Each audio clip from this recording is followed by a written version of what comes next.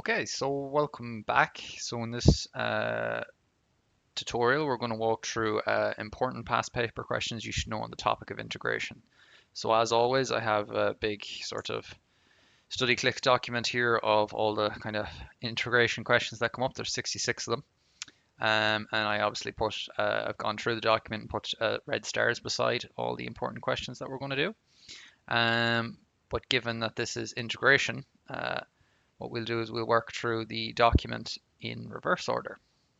Okay, so if you get that joke, great. If you don't, that's okay too.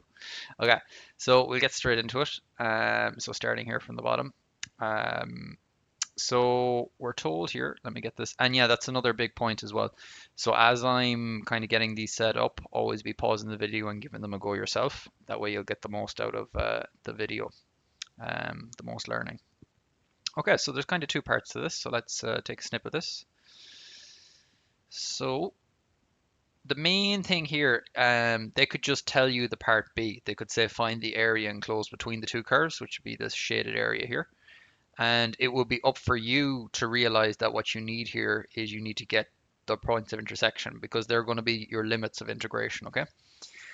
So this is a bit of a hint here in part A, but you're not necessarily meant to be given that hint. You're meant to know that you'd need those points anyways if you want to get the area between them, as you will in part B here.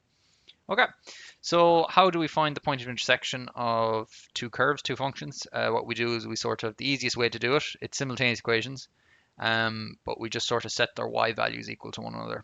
So remember, this here is y, this here is y, y equals, y equals. So we'll just set the y values equal, so you should all know this. So then we have 2x squared minus 3x plus 2 equals x squared plus x plus 7. Bring everything to one side, we'll get x squared minus 4x minus 4x, and then what's that? Minus 5 equals 0. It'll obviously factorize pretty well, so it'll be an x, probably a 5 and a 1, probably minus 5, x plus 1. And this is good because if you look back at the diagram, so the solutions here first of all are x equals 5 and x equals minus 1, and that looks good based on the scale of the diagram. Right, so we don't need the full points, as in we don't need to get the y values, as in we weren't, well it does, it actually wants the coordinates here, so find the coordinates 2 points, yeah. So for doing part B, we just need the x values, but because they request the full coordinates here, we actually have to get y values. So it doesn't matter who we sub back into here, we'll both get the same y values either way. This one probably looks the neater one to sub into. So we'll sub in the 5 first. So then that's, 5 squared plus 5 plus 7. So then y there equals 37. So then the point is 537. So that's that one away up there. And then the other one is y equals, so you got to put the brackets here because this one's a negative, plus minus 1 plus 7. So that's a plus 1, that's a minus 1. So I'm seeing y to be 7 there. So y is 7. So then the point is minus 1, 7. Okay, so that looks like a 7 in height there. If I've subbed that in correctly, I should have. Ah, yeah. Okay, so yeah, that's grand. That's those 2 points. So the idea is here now we know this goes from 1 to 5. Okay, so the way you get the area between two curves, as I said, this kind of shaded in region here, it's very straightforward to do it, right? All you do is you take the curves away from one another, and whoever is the tallest one, they get taken away from the lower one, okay? So who's taller here? Look at it carefully. G for this part here is the taller one, and F is the lower one, okay? So take a second to think about that. So what we're going to go here is we're going to integrate g of x, take away f of x, okay? With respect to gx, because g of x is the taller one here in the area we want to get. And then our limits, we're going to do this from minus 1 to 5. And that's how you get the area between the two curves. You could call this capital A here, okay, for area. Grand. So let's type that up here. So I'll write it here. So A equals, for the area, integral from minus 1 to 5. And we're going to go g of x. So you just write it in like this, x squared plus x plus 7. And we're going to be taking away f of x. So the quickest way to do this is just change the sign on everything in that. So that becomes a plus 3x. That's minus 2, and don't forget your dx then at the end, okay? It's very important the dx is there. So then before we'll integrate that, we'll tidy it up maybe a bit. So integral of minus 1 to the 5. So it's still a squiggle line, and we're not integrating yet, we're just tidying this up. So I'm getting a minus x squared, a plus 4x, and a plus 5.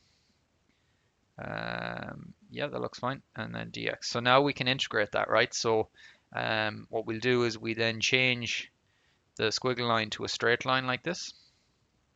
And then we do our integration. So that becomes, you should all know how to integrate there. You increase the power by 1, divide by the new power. Increase the power by 1, divide by the new power. So that's x squared over 2.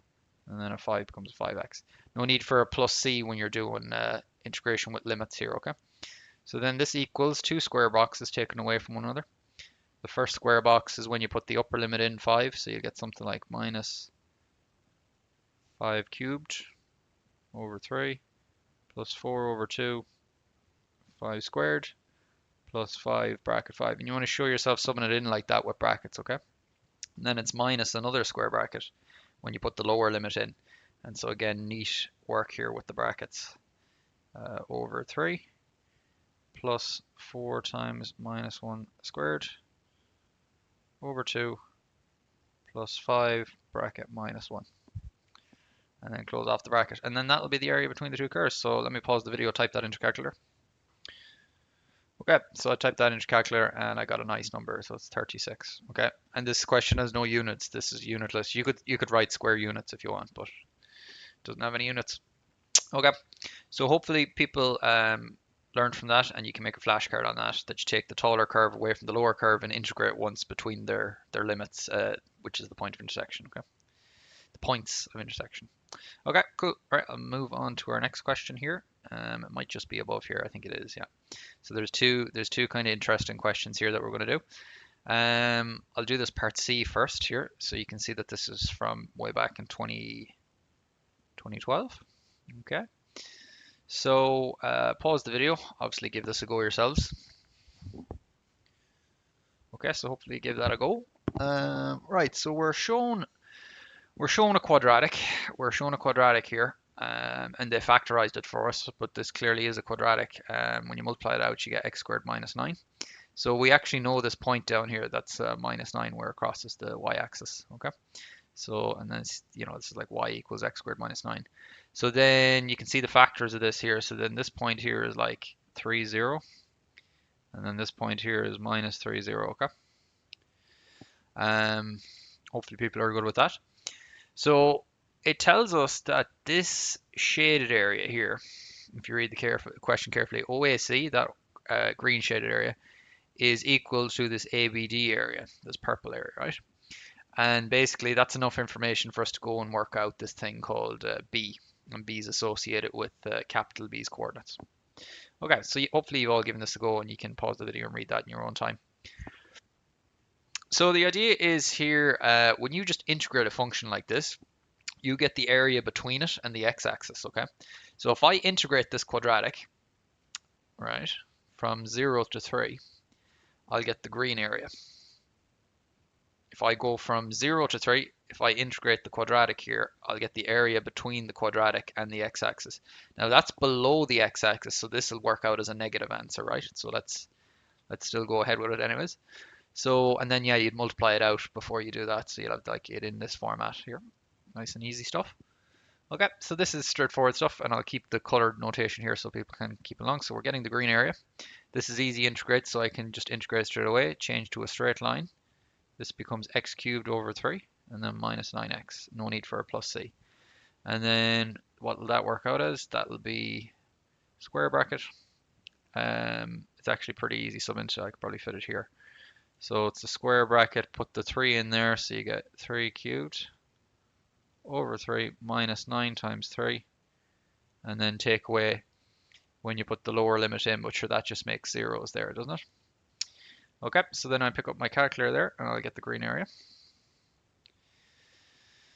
So what's that? You can see it's going to probably work out negative, so it's like 27 over 3, which is 9, and then minus 27. So I'm getting, because that's 27 over 3, so that's Let me type it in properly. Just I don't want to make a blunder here. Just for Russian for no reason. Yeah, minus 18. So that works out as minus 18. Okay, and we said it'd be negative because it's below the x-axis, you know. So that then is this here, because it's above the x-axis, this will be a plus 18, okay? If it's the same size area, but areas between the curve and the x-axis that are above the x-axis are positive, okay? So then we're integrating from 3, and remember b's coordinates here. So basically, um, b here, b's coordinates are like b0. So hopefully people are okay that to get the purple area, which is plus 18, what we're going to be doing is we're going to be, and let me make some room for myself here. We're going to be integrating from 3 out to this b. And it's the same curve we're integrating, x squared minus 9 with respect to dx. Okay, so then that's easy enough to integrate. So then 18 equals, we can go straight to a straight line. So it's going to be the same thing we got before where it's like x cubed over 3 minus 9x. And then we set that equal to what we kind of got before, but it'll be a b cubed over 3 minus 9b. And then we take away from it when we put the 3 in here. So this will be, what will this be? This will be like a 3 cubed over 3 minus 9 times 3. Okay, so let's move up here and sub that in. So we have our 18 on the left here. We have this thing here, which I'll write it all in purple now. B cubed over 3 minus 9b. And what does this work out? That's the same thing we kind of worked out there before. So that's going to work out as a minus 18. Yeah. So that will be, yeah, let me just read this here. So we have this inside will work out as minus 18, and then we also have our minus here. So then this is a plus 18. Okay.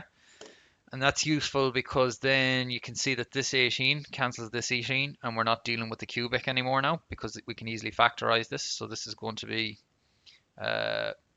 b cubed over 3 minus 9b equals 0. We'll multiply everything by 3. B cubed minus 27b equals 0. And this, as we said, is pretty easy factorized. So it's b times b squared minus 27 equals 0. So the solutions to this are b equals 0 for this one, or it's b squared equals 27. And b is obviously greater than 0. So then b is generally equal to plus and minus. So all student needs to watch out for that. That when you take the square root of a number, you got to remember to go plus and minus, okay? And so the only solution that we care about is the one where b is greater than 0. So then b is root 27. And then when you give that, that's probably 3 root 3. Let me confirm it here. Yeah, so b here is 3 root 3. Okay, cool. So that was a good question there. Hopefully people enjoyed that. So let me clear that away and then get us set up for our next one. Okay, yeah, so as we said, there was another part marked in up here, so this is our next question, so let me get it set up here. Obviously pause the video, give it a go yourselves. I could probably make that bigger. No need for it to be so small. Okay, so yeah, obviously give that a go for yourselves, see can you get it out. So what we got here is pretty straightforward integration. There's no limits.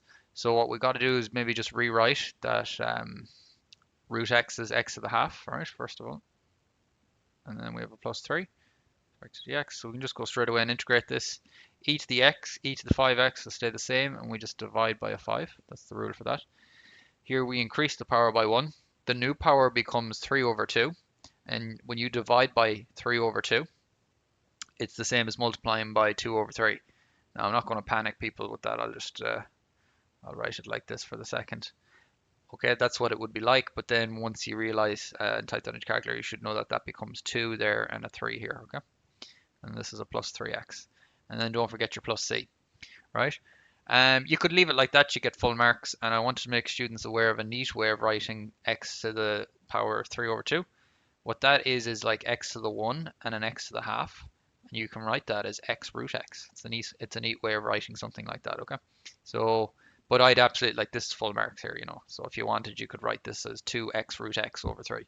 But that there is pretty much full marks, okay? And don't forget your plus C. Okay, cool. All right, clear that away. And I'll scroll along to our next thing here, so let me pause. Yeah, so I didn't have to go too far, so just up here to a 2013 paper.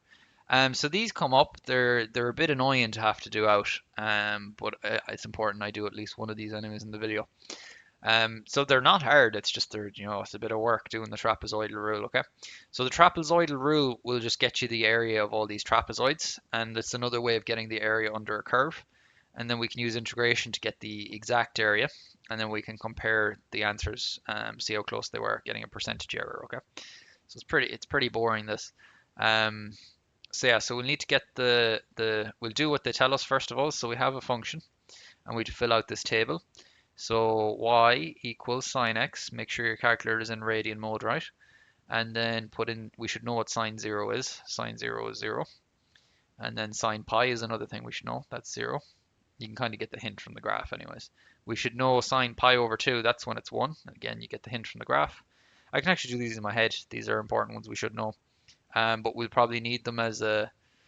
no, we can work with them as a square root. But if you were to plot them, you'd want them as a decimal, you know.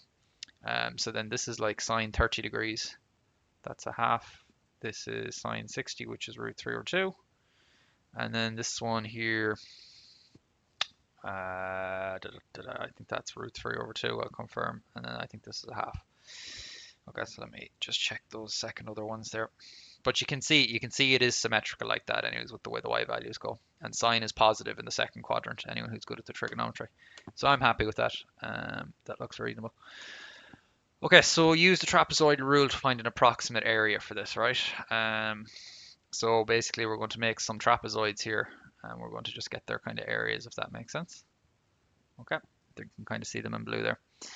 So let me pause and get our formula table to see where the trapezoidal rule is.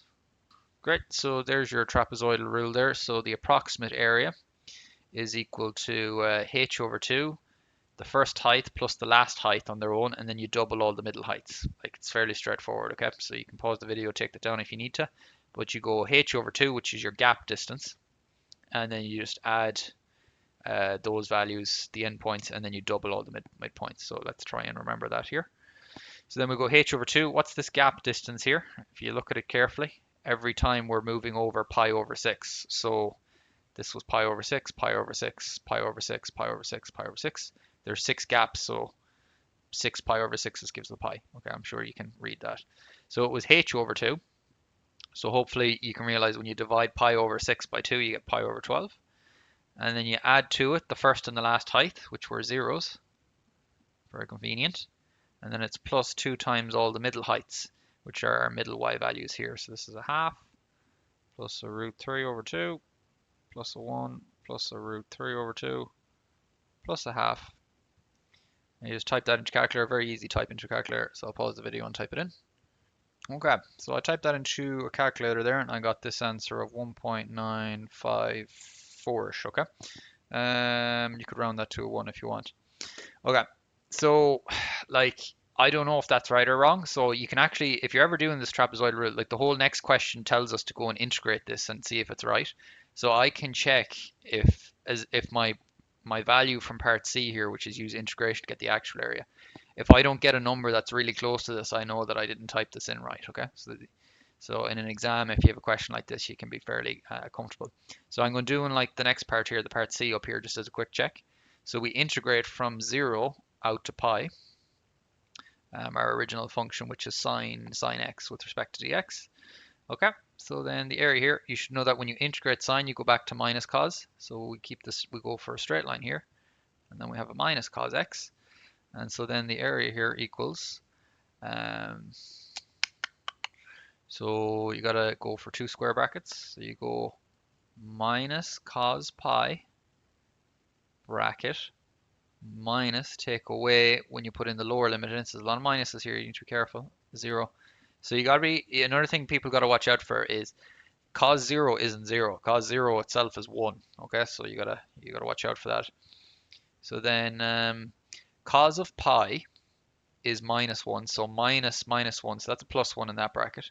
Then as we said, cos 0 is a plus 1, so then that's a minus 1, and then another minus here, so it's another plus 1. So this is great because then this is 2, and this number is pretty close to 2, okay? So that there that I done up here, slanting down here, that is the answer to part C here. And then the last thing then, you can pause the video, give this a go, work out the percentage error. Okay, so you should all know your percentage error formula. So I'll write it here, percent error formula. Okay, so what we take away on top, and the thing that catches people out is what you divide by, okay? So it's your measured value, okay? Measured minus the true value over the true value, okay? That kind of thing. So what we have here is we're kind of using our trapezoidal rule to kind of measure some approximate value. So that's going to go there, and the big thing is you divide by what the actual value is, you know?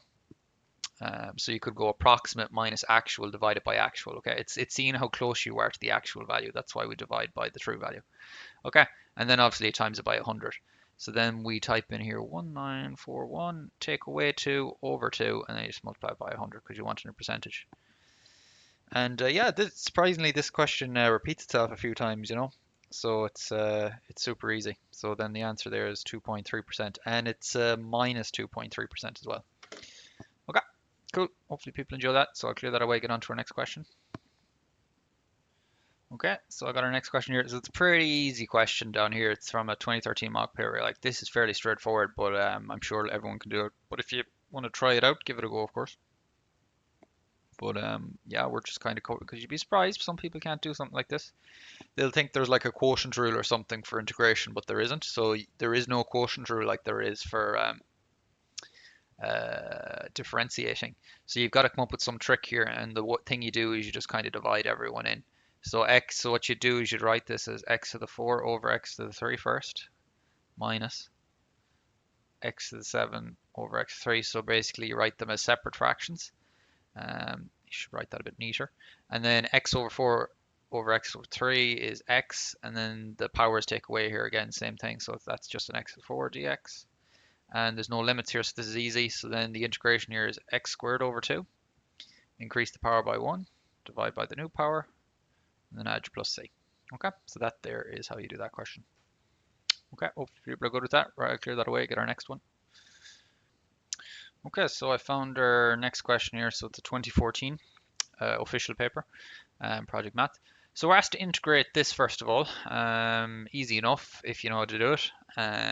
So just so people understand, that 5, anytime you see a number like this, it just doesn't do anything. If that was a 5x, it'd be a bigger problem, okay? But if it's just a number like that 5, what you can do, just so people are aware of this, the 5 can actually come outside the integration like this, just to show that it actually doesn't affect anything. And so whatever this is, the 5 will just multiply the answer. So you can keep it in there or keep it out, it doesn't matter. The main thing is you just realize the 5 doesn't actually do anything, okay? So, right, so I'll keep it in here just to kind of say it just doesn't do anything anyways. Okay, so what does the integral of this, when you integrate cosine, it goes back to plus sign, okay? So we got a 5 and we got a sine 3x, the 5 does nothing. And because there was a 3x in there, we then divide everything by 3. Okay, so that's just the way you integrate them guys, and then don't forget your plus c, okay? So this is 5 over 3 sine 3x, okay? Easy stuff. Right, so then it says down here in a part B, pause the video and give this a go, people. The slope of the tangent to this curve at each point is this. So that's just a fancy way of saying that f dash x equals 2x minus 2, because f dash x is the slope of the tangent. And the curve cuts the x-axis as this. So they've given us a point there. So if we integrate back to f of x, we can use this to find our plus c.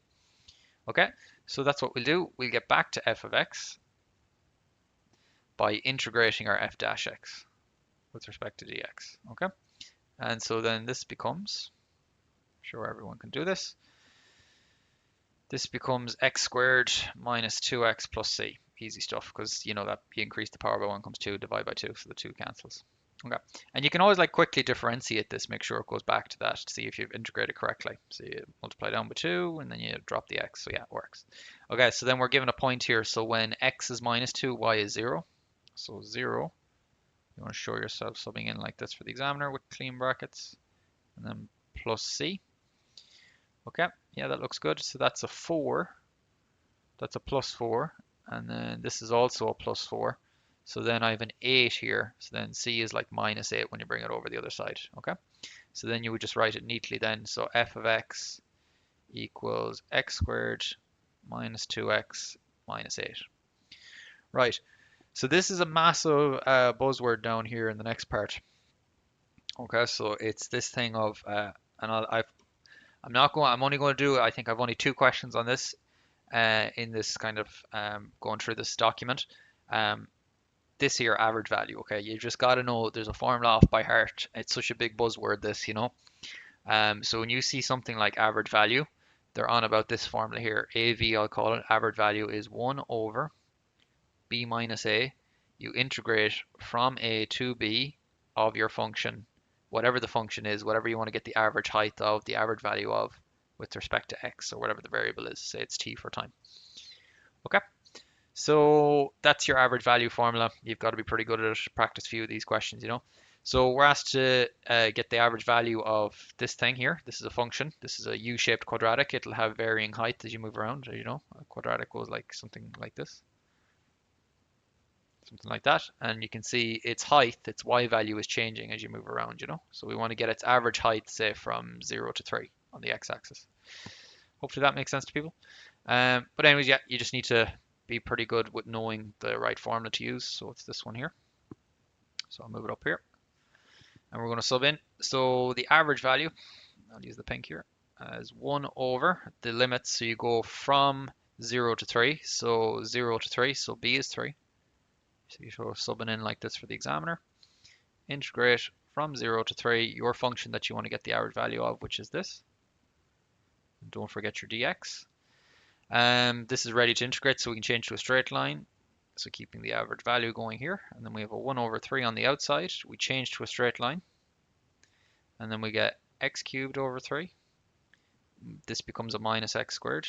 And then that's a minus 8x, okay? No need for a plus c because you have limits here. Right? I'll actually just add the plus c here so I can teach people if they don't know why we don't need to be adding a plus c here. So I'm just going to add the plus c here so you can see why there's no need for it. Right, so that'll be equal to then, as we know, with the 2 square brackets. So what you want to do here, because there's a third on the outside, you want to do a massive square bracket like this. And then you want to do your 2 square brackets in here so that the third is in a kind of clean place out there, okay, if that makes sense. So that's how you'd set that up when you have a third out there like that. Right, so we're putting the 3 in here. So then 3 cubed over 3 minus 3 squared minus 8 times 3. And I'm keeping the plus c in here just so you can see why we don't need the plus c when we're doing this. So then putting the zeros in here. So we get 0 cubed over 3 is 0. Minus 0 when you put that in there, and then minus another 0, and then a plus c. Right, the reason there's no need to put the plus c in it is because then there's going to be a c in both of the brackets, right? And then you're always taking them away. So the c's always die off if you include them. Okay, so there's no need to be, that's why we say when you have definite integrals like this with limits, you just don't mention the c because there's no need. It'll just always get killed off anyways if it was mentioned. Okay. So yeah, so then we just basically multiply that out there and we'll get the average value. I could probably do that without having to pause the video. So it's 1 over 3. I'll pause the video here, save a few seconds. Okay, so I typed that into the calculator there and I got myself a minus 8. So the average value of this function is about minus 8. So what does that mean? That's the average height of this function because y is a height. It's sort of like its y value, how tall it is. So from 0 to 3, it has an average height of minus 8. So just so people can understand what that means, I'm going to draw the function here in red in Desmos. Okay, so let me pause the video and get that set up for you. Okay, great. So I've graphed your function there in Desmos for you. And like we could have actually we could have plotted this ourselves. Like we could have found these 2 points here by just setting y to 0 and finding the roots. We know it was always going to cross the y-axis here at minus 8 because that's the number at the end. That's just what functions do. And then we also could have found the turning point here if we took a derivative and set dy dx equal to 0, and we could have found the turning point. Or you could have completed the square. So everything I said there you should understand. Okay, that's you should should know what I said there, okay? That's all stuff that you're meant to know if you're doing integration at this stage. Okay, in terms of your maths journey. Right, what I'm interested in here is what we actually done there. Remember we got an average value of -8. So what that means is that's the average y value when you're going from 0 to, what was it, 3. Okay, from 0 to 3.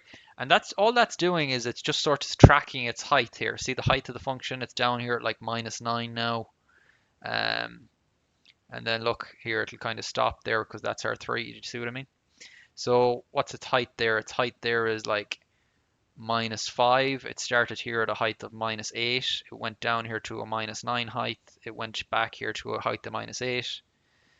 Do you get what I mean? We're just kind of getting an average height of what the pink line is. The function is changing its height at all different times here. And so the average height in this pink box here was -8.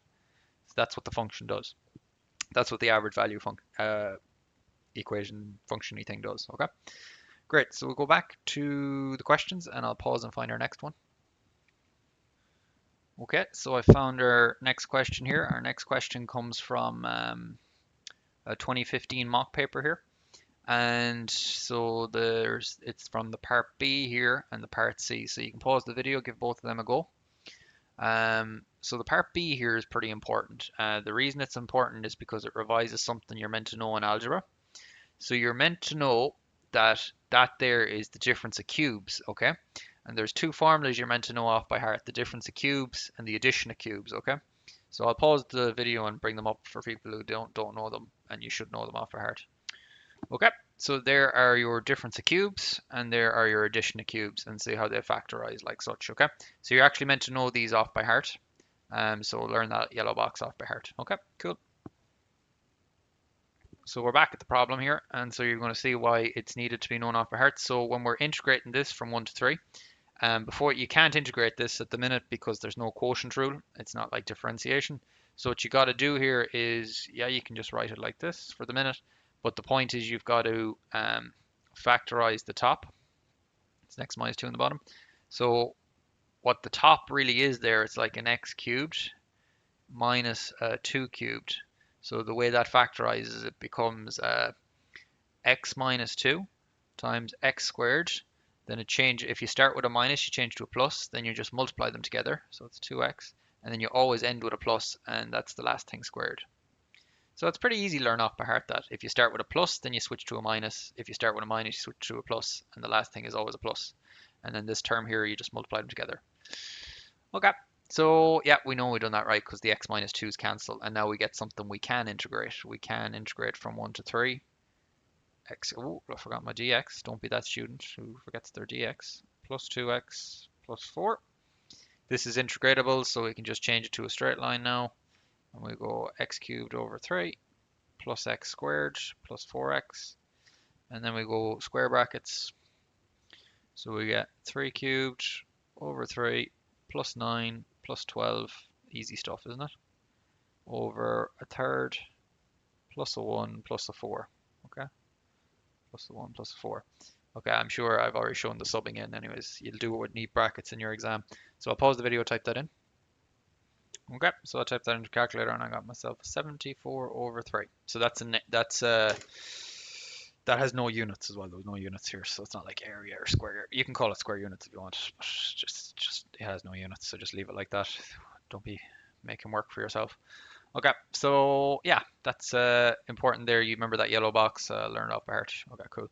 Yeah, so there was a very good part C here in this same year.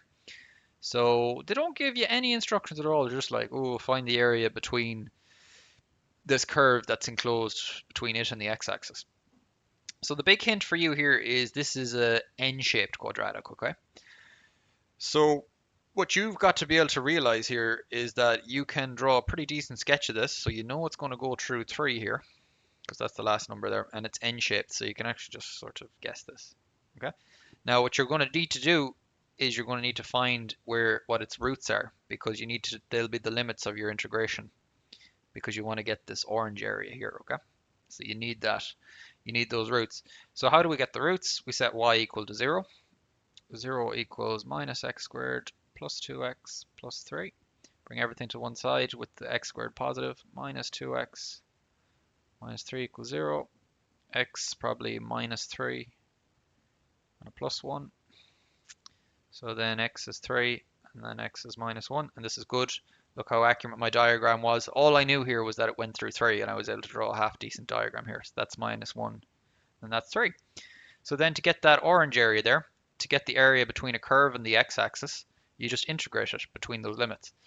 And this will be a positive area because it's above the x-axis, okay? So I'll call that A here in orange, and then I'll do my workings maybe in purple. So we're going to integrate from minus 1 to 3, the function up there. Don't forget the dx. And then we write then, I'll keep the color scheme going. That area there is equal to, we change to a straight line now. And then you stop saying the dx once you're at the straight line point, you know. So then this will be minus x cubed over 3. That'll be a plus x squared, and this plus 3x. No need for dx now. It's time for 2 square brackets. So putting the 3 in there, again, I've already shown this. You do it neater with brackets, smaller inner brackets here, but I'm just kind of hammering it out here. Plus 9, because I've already shown you how to sub into the brackets, you know. And now the minus 1, so I will be careful with that there. Anytime you have a negative, you want to be particularly careful. So over 3. So we're putting in the lower limit now. It's a minus 1 squared, and then that'll be a negative 3. Okay, so I'll type that into calculator now. And then our area there in orange will be... Okay, if you type that into calculator correctly, you should get 32 over 3. Okay, 32 over 3. So again, yeah, like even if you don't get the right answer on the day, like this is where most of your markings come from, and it was showing the examiner that you knew how to sub in neatly with 2 square brackets like this. Okay, great. So yeah, that's a really good question there, how you had to go and draw a diagram and get the roots and know what you had to do. So definitely make a flashcard on that if that's new to you there, you know. So I'll go to pause and go on for our next one. Okay, so our next question here comes from a 2016 mock paper. Now this is good. So if you've watched the videos on the YouTube channel where I'm doing like the differentiation applications or even the differentiation rules, just go and look at the differentiation videos on the YouTube channel. There's usually a part 1 or a part 2, and you'll see me doing a few more of these. Okay, these are pretty important. So yeah, there's more of these on the YouTube channel if you look around. Okay, so the reason why these are pretty important is because you can't actually integrate this. Okay, there's no on the leaving cert, you're not shown any way like integration by parts or any new trick formula on how to integrate this, because this looks a bit like a product rule in differentiation, and basically you have no way of integrating this. Okay, it just doesn't work. But they come up with this kind of sneaky question where you'll actually take a derivative of something first, notice something appears down here, and then you can actually use your answer from part I to get your answer to part 2 here. Okay, so you have no other way of doing this other than the hence. You have no otherwise way. You don't know the other formula for this. Okay, that's just the way it is on leaving cert higher level. Okay, so we'll just follow the instructions. So what we do here, obviously pause it, give it a go if you know what you're doing.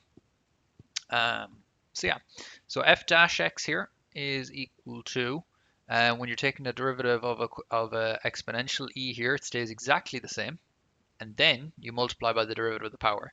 The derivative of cos x is minus sine x. Okay, so then the answer there for f dash x is, you bring it out the front, it's neater, minus sine x e to the cos x. And can you see what I mean, how it's a bit sneaky, because this thing now has actually appeared here, which is similar to what's down here. So what you got to do is, you got to realize that this thing here is actually minus f dash x, okay? Because f dash x is equal to the negative of this thing. So then if you put a minus here, this turns to a plus. And that's the thing we're trying to integrate. Okay, so hopefully people make sense on why it's a negative. So what they've actually asked us to integrate here from 0 to pi over 2 is minus f dash x with respect to dx, okay? And we should know that when you integrate f dash x, you go back to f of x, okay? So hopefully people understand that. So this is actually equal to And the negative there, that's like a -1, it does nothing. Okay, I've told you that the -1, it just doesn't do anything. It'll just be chilling there at the end. So the integral of f dash x goes back to a full f of x, like this. And then this is 0 pi over 2. The limits stay the same like that. No need to mention the dx now. And then what is f of x? So then you could write this in the next line here. Um, Again, it's a straight line because we haven't subbed in yet. You still have your minus here chilling. And what is f of x? It's e cos x. So you see we've done the integration, but using kind of a sneaky trick here where we use what we already had before from the derivative. So then what we can do, I'll keep it all going with an equal sign here, but what you should be doing is you should be dropping down here. It looks neater for the examiner and for yourself. I've already made that point, so let me move this over so I have room. So then you use two square brackets and you put the upper limit in first. So then it's a minus e cos pi over 2. That's that. Take away, don't forget the minus here. And then it's an e cosine 0 when you put the lower limit in. Now you got to watch out here. So cos of pi over 2, that is 0. You should know that in your head, but if you don't, the calculator will tell you. So then that anything to the power of 0 is 1. So then that first bracket's a -1. Then this cosine of 0 you should know is 1. So this is a full e, and then there's a minus minus, so then it's a plus e. So the answer is e minus 1. Okay. That's a cool question. Okay. So and again too, you want to practice a few of these. Okay, these things repeat. They come up quite a bit in exams, and so go have a look at the other ones of them I've done on the YouTube channel in the differentiation videos. Okay. All right. I'll pause this, clear it away. Okay, so our next question here comes from 2018 official exam on paper 1. They give us two functions. They give us the straight line y equals x. We should all know that's a 45-degree line that goes through the origin, the equation y equals x. And then they give us y equals x cubed, which looks like this. Good to know that. And it's like you should know as well what y equals x squared looks like. It just looks like this, okay? That's if you've been playing around with your Desmos, you'll have learned stuff like that on your journey. Anyways. So the part of this question that we want to do here is this. So you can pause the video, give that a go, and then rewind it back if you need to the graph above. But we're looking for the area enclosed between the two graphs, okay? So we've already done one like this where we get the area between two graphs, but this one's kind of easy because it actually crosses over itself twice, okay? So what we would normally just be getting is say like the area from here to here, but this question actually wants us to get not only that area, but this area as well, right? And the proper way to do this is because you see they kind of change directions at when we're getting the purple area here, who's on top? So it's the cubic, the x cubed is on top. But when you go up here to get the orange area, it's the line that's on top. So you got to be a bit careful here. So the proper way to do this is like what we done before. If you want the area between two curves, yes, you subtract the taller one from the lower one and then integrate. But you want to just get the purple area first and then get the orange area second and then just add them together, okay? Rather than trying to get all the area in one go, okay? But this is pretty symmetrical, this problem. So what we'll notice is when we get the purple area, it'll just be equal to the orange area, okay? Because things are, so we could just have gotten the purple area here and just double it. That'd be fine for the examiner. Anyways, we can't go getting any areas here until we know what our limits of integration are. So we've got to integrate from whatever x value this is here to this x value, and then we've got to integrate from this x value out to this x value, okay? And the only way we're going to get that is by finding what they're on about here, which is the coordinates of the points of intersection. So we'll do that. We'll find what this point is here and what this point is here. So we get that by going and setting the functions equal to one another, setting their two y values equal to one another, because this is basically a simultaneous equation. So that's setting their y values equal to one another. Bring it all to one side, you get x squared, x cubed minus x equals 0. Factor out the x, you get x squared minus 1 equals 0. This is the difference of two squares, so you can write that as x minus 1 times x plus 1 equals 0. So the solutions are x equals 0, x equals 1, and x equals minus 1. If you didn't realize that was the difference of two squares and you were getting a solution from this, what you should have realized is that x squared minus 1 equals 0. Then x squared equals 1, and this is the hiccup all the students make. They forget to go plus and minus when you take a square root of both sides. So that would get your two answers down here. Okay, so you can obviously see then that this is minus 1, and then this here occurs at the plus 1. Okay, that's the plus 1. and then this is the other solution here, 0. So this makes sense. They cross each other 3 times, as you can see. Right? So we were told then as well that we wanted the coordinates of the points of intersection. So you have to go and get y values for this. Obviously, the straightforwardest curve to sub in your x values to get y values is the function y equals x. So it couldn't be simpler. When x is 0, y is 0. But for this one here, when x is 1, y is 1. When x is 0, y is 0. And then when x is -1, y is also -1 because we're just subbing our x value back in. It's just so simple now. That's just the way it works out. Okay, so I'm going to clear some of this away. Right, so we're going to get this purple area here first. Right, so that requires us integrating. Who's taller here? The cubic is the taller one. Take away the lower one with respect to x. We're going to integrate from this guy's x value, which was -1, up to this x value here, which was 0. Okay, and that'll give us the purple area. Right, so then area here equals, we can just change to a straight line now, and then this would be x to the 4 over 4 minus x squared over 2. No need for a plus c. So then when you type that in there, I've kind of ran out of a bit of room here, so a equals, you go with a straight bracket, put the upper limit in first, so that's easy because then they're just zeros, and then you take away when the lower limit's in. This is -1, so you got to be a little careful with this. Anytime there's a negative, you want to be careful what you're subbing in. Minus, see the minus squared over 2. So that's when we put the lower limit of -1 in. So then I'll pause the video, type that into my calculator. So that area there equals a quarter, okay, when you type it in. Right, so then we'll get the other area here. What was I calling it? I was calling it we'll call it the green area now anyways. Green is a nicer color to do a bit of writing with. So that area there, we'll get from integrating. Who's the taller curve here now? X, take away the lower curve, x cubed with respect to x, and we're going to go from this x value of 0 up to this x value here, which has a 1. Okay, so that's a 1. So then this here we can change to a straight line, 0, 1, and then it'll be x squared over 2 minus x to the 4 over 4. No need for a dx now. So then we go to square brackets, putting the upper limit in first. So then we get this, the 1 is easy sub in, this is really easy sub in, and then it's take away 0 minus 0. Okay, so then a half minus quarter is a quarter. And then as I said, remember it's symmetrical, so that should be a quarter, and this should have been a quarter. And so the area between two graphs, the total area, you can write it as A total, is equal to a quarter plus a quarter. So it's a half. Okay, so that's the purple plus the, I'll color coded for you here. That's a quarter, and then plus the green quarter, and then you get a full half. Okay. Cool, I'm sure people caught along with that anyways. We've already done area between curves anyways before. So that was a good question that year, 2018, because you had to break it into 2 parts to not make a blunder because they overlapped one another. So if you try to integrate from there to there, there's a chance you might have got an area of 0. Who knows? Unless you try it. Okay, right, I'm going to pause the video and find our next problem. Okay, so I didn't have to travel too far there, so it's a 2018 mock. I have some stuff marked out here. So I have this one marked out. I have 3 stars beside this because this is a really important type of question here. And then there's a separate part B here. Now the part B is actually pretty easy here. We'll just knock this out of the way first. And then we'll do the other one up there. Let me zoom in and make this nice and big.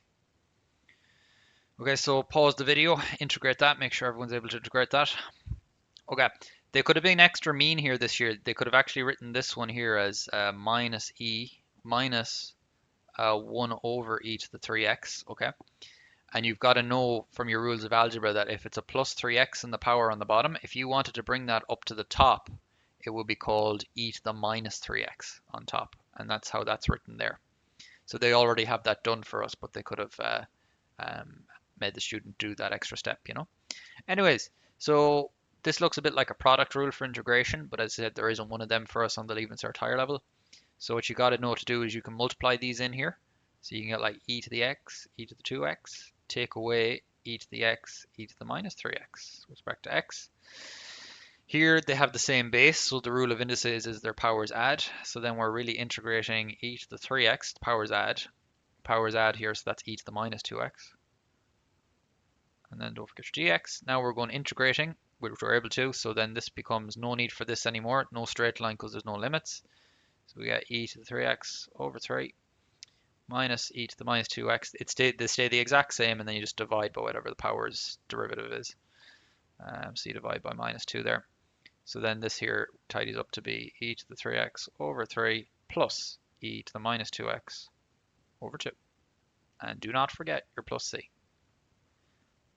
Okie doke. Right, I'll clear that away and get set up for the one above that I said is pretty important. Okay, so this is the one from above that I said is really important. These repeat. They come up maybe like every third year or something, checking if students know how to deal with them. So you'd be looking at this, you'd be scratching your head like, oh, what do I do? You know, there's no product rule and there's no like sneaky thing from part I before where I take a derivative. So there's actually a thing you're meant to know when you meet this. So this is what we call products, sums, and differences. So you come to your tables book and you go to your trigonometry formulas and you see these things: products to sums and differences, sums to differences and products. So this is what you're dealing with here in this question. So you'll want something from here. Let's see, can I take these fellas with us and then come back to the book and then line this up here so you can realize what you got to do. Okay, so you've got to change this here, which you can't integrate at the minute because it looks like a product rule and there is no product rule. You've got to basically use sine and cos here, this one here, and then to turn it into this here, okay? Sine cos. Okay, and then you always order these as well, where like you put the that's a small thing, but like say if they wrote this as cos 2x sine 3x, you'd reorder it so that the leading term here, a, is the bigger number. I done videos on this here in the if you go look at some of the trigonometry videos about using these trig formulas, you'll see more about that on the YouTube channel. Anyways, I'm just going to hammer straight into this. So 0 pi over 2, we're not integrating yet, I'm just writing the integral, but I'm going to do the swaps now. So notice this thing does not have a 2 here, so you can still use the same formula here, you just multiply across by a half. So everything's going to have a half there. So then that's how we deal with this thing not having a 2. So what we're really integrating here is a half. We just follow this. Our a was a 3x, our b was a 2x, so we add them together. So we have a sine 5x, and then it's an add, and then it's a 3x minus 2x, and then that's just a sine x. Happy days. Okay, and yeah, again, that half does nothing there. I'm going to do a special one here now. As I said, I usually just leave it in there, but I'm going to show you that the half just actually doesn't do anything. You just bring it outside the integral. Okay, we'll do that at least one time here. So then what we're really integrating is, ooh, don't forget your dx, 5x plus sine x, and then dx, okay? So let's integrate this. So what this becomes here is the half is on the outside. We change to a straight line with our pi over 2 there. And then the integral of sine 5x goes back to cos 5x, and then you divide by 5. Negative should be a negative cos 5x, okay? Negative cos 5x, and then you integrate sine, it goes back to a negative cos x, like such. And you could always check if you've done that right. You could just take a derivative of this and see does it go back to the thing in red here. Okay, no need for a dx. So what we're ready to do now is put them in the square box. I'll go back to red because it's a more distinct color. So then we have our half, big square bracket, like such, and then we'll have our small square brackets in here taking away. So that's how you deal if you have a number on the outside. You use big square bracket and 2 small square brackets on the inside. Anyways, we put the upper limit in first. A little bit of a tricky one to put in. So you got cos 5 pi. It's very, very messy, so you got to track my voice and what I'm saying. So it's minus cos 5 pi over 2, then all over 5. And then it's a minus cos pi over 2. And then thankfully this one's a bit easier to sub into. This will be a minus cos 0 all over 5. And then it's a minus cos 0 because we're putting the lower limit there 0. Very tricky, type that in. But again, I'm going to pick up the calculator, make sure it's in radian mode to get an answer here, but you get most of your marks anyways off the examiner. You might get 9 out of 10 marks for just writing that red line there, with your workings before, and you only get like a bonus 1 mark for showing you can type this into calculator. Okay, so I'm going to type this in, see what I get, and I'll resume when I have it typed in. Yeah, tricky thing to type in there now, but I got it in there and I got myself a 3/5. Okay, cool. But again, if you didn't get the right number there from typing into your calculator, say you done a mistake with your calculator, and you wrote something there silly like, like 17 over 100 or something silly, you'd still get like 9 out of 10 marks in this question because this red line is correct. Great. Right, I'll pause that and move on. So that's a really important one there because that repeats. So you need to be aware of those sums and differences formulas and products in your tables book. Okay, right, so let me pause the video and get on to our next problem. Yeah, so we're at I was scrolling up through the document there. So we got a 2019 mock paper one here, and I got in red markings here saying worn. Okay, so we're not going to do this question, but I'm just highlighting this for people in case they're doing their own kind of study and they're going through the past papers, particularly the mock ones, and you see stuff here like this, and you're scratching your head, like, how do I integrate this? And the answer is you can't. The idea is here you need another formula to do with integration by parts and integration by substitution, which isn't on the Leave and Cert higher level course.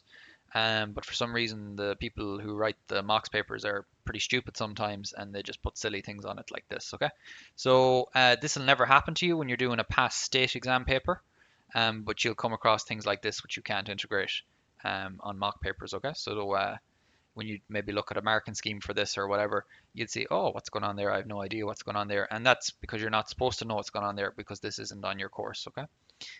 So yeah, so watch out for the silly mocks integration questions. Sometimes they have things on it that you not meant to know.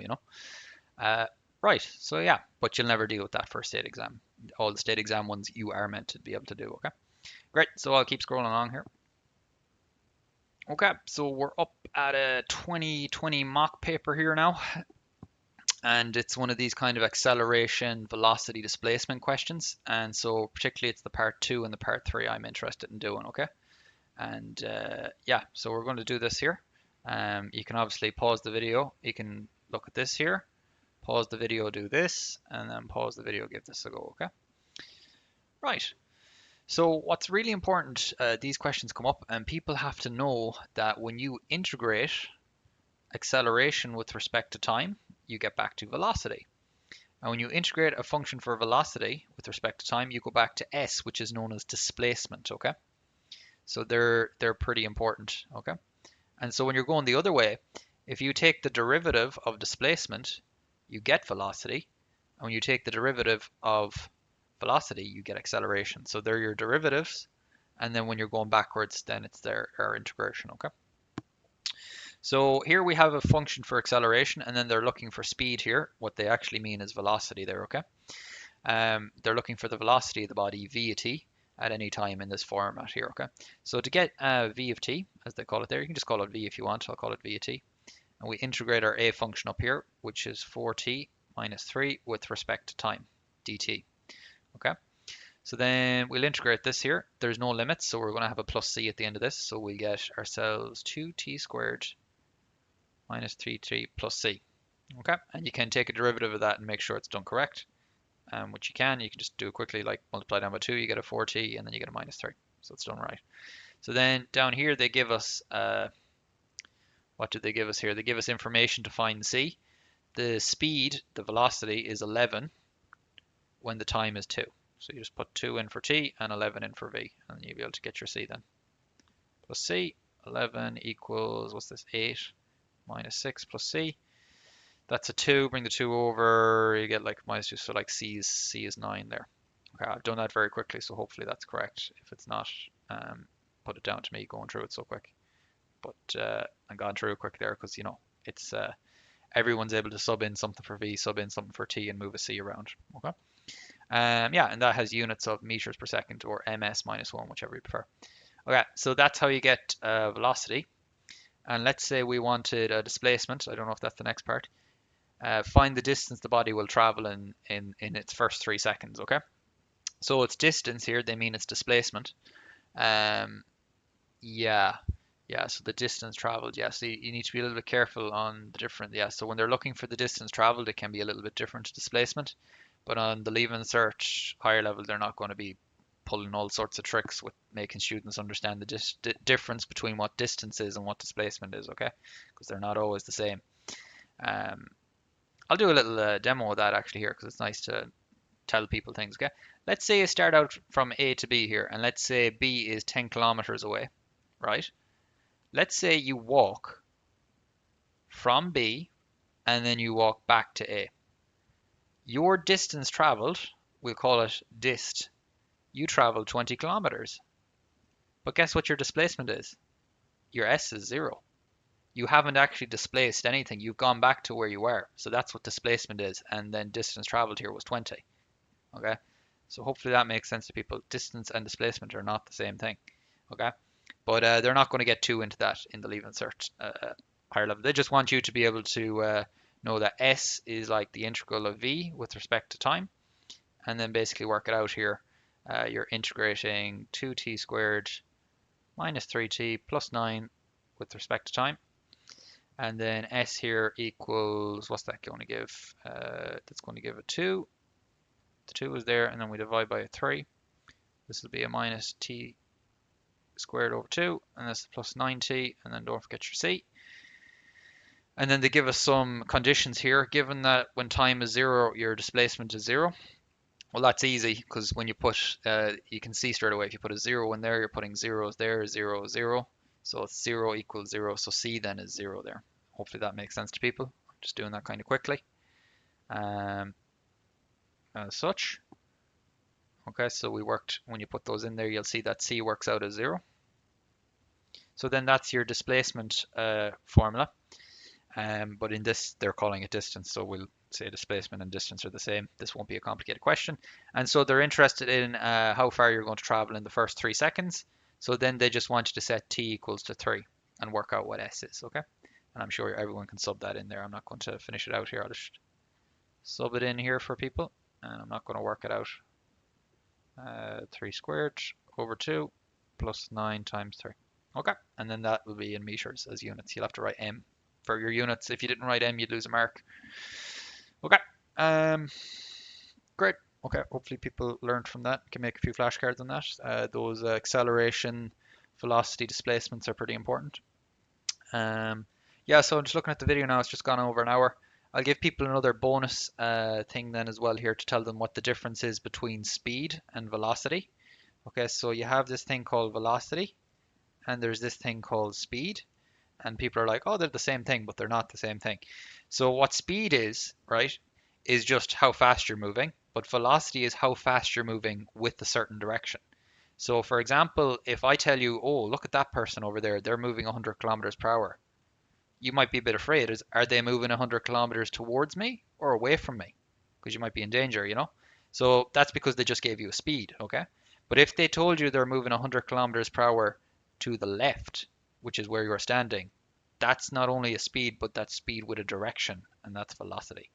So velocity is speed with a direction, and speed has no direction when they just give you a speed, okay? So that's what velocity is, speed with a direction. Okay, hopefully that makes sense to people. So if you were told that a ship is moving 30 miles per hour, mph, miles per hour in this direction, 30 degrees upwards, that's a velocity because it's a speed here, but it's got a direction as well. We know which direction it's moving. Okay, cool. We're going to end the video there, and in the next part, let me scroll up to see. It's always nice to see where we're going to start up the next thing here. Yep, we're going to do from this 2020 mock paper 1, this part 2 here when we pick up for our part 2 of this tutorial series. Okay, so I'll see you in the next video. Okay, so we're back for the part 2 of important past paper questions you should know on the topic of integration. So we said we'd pick up here from this question, 2020 mock paper 1. And there's only one part here that's marked out, so this is part 2. I've already done stuff like this in the part 1 of the video, but I'll do this one again just because, you know, it's pretty important that students know how to get the area between two curves. So what you got to do first of all is, as you see the repetition in this, you know, I think we've done this at least 3 times, 2 times in the previous part, and we're going to doing it again. So this will be the last time we get the area between two curves.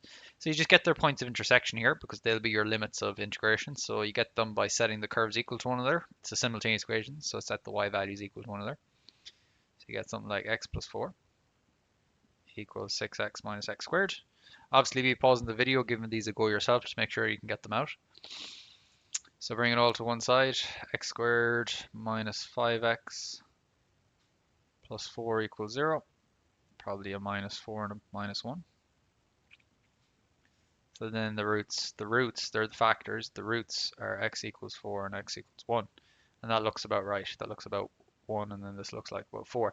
Now you got to watch out. They want for integration, we just need the x's, but they want the coordinates for the question, so you need to get these here. You can get the y values by subbing into either of these functions. You'll get the same. You can check that yourselves, but y equals x plus 4 is the easier one to sub into. So when you put an x value of 4 in there, you'll get a y value of 8. Straightforward. You put an x value of 1 here, you'll get a y value of 5. Okay, so that answers part 1. As I said, the repetition here it's brutally repetitive.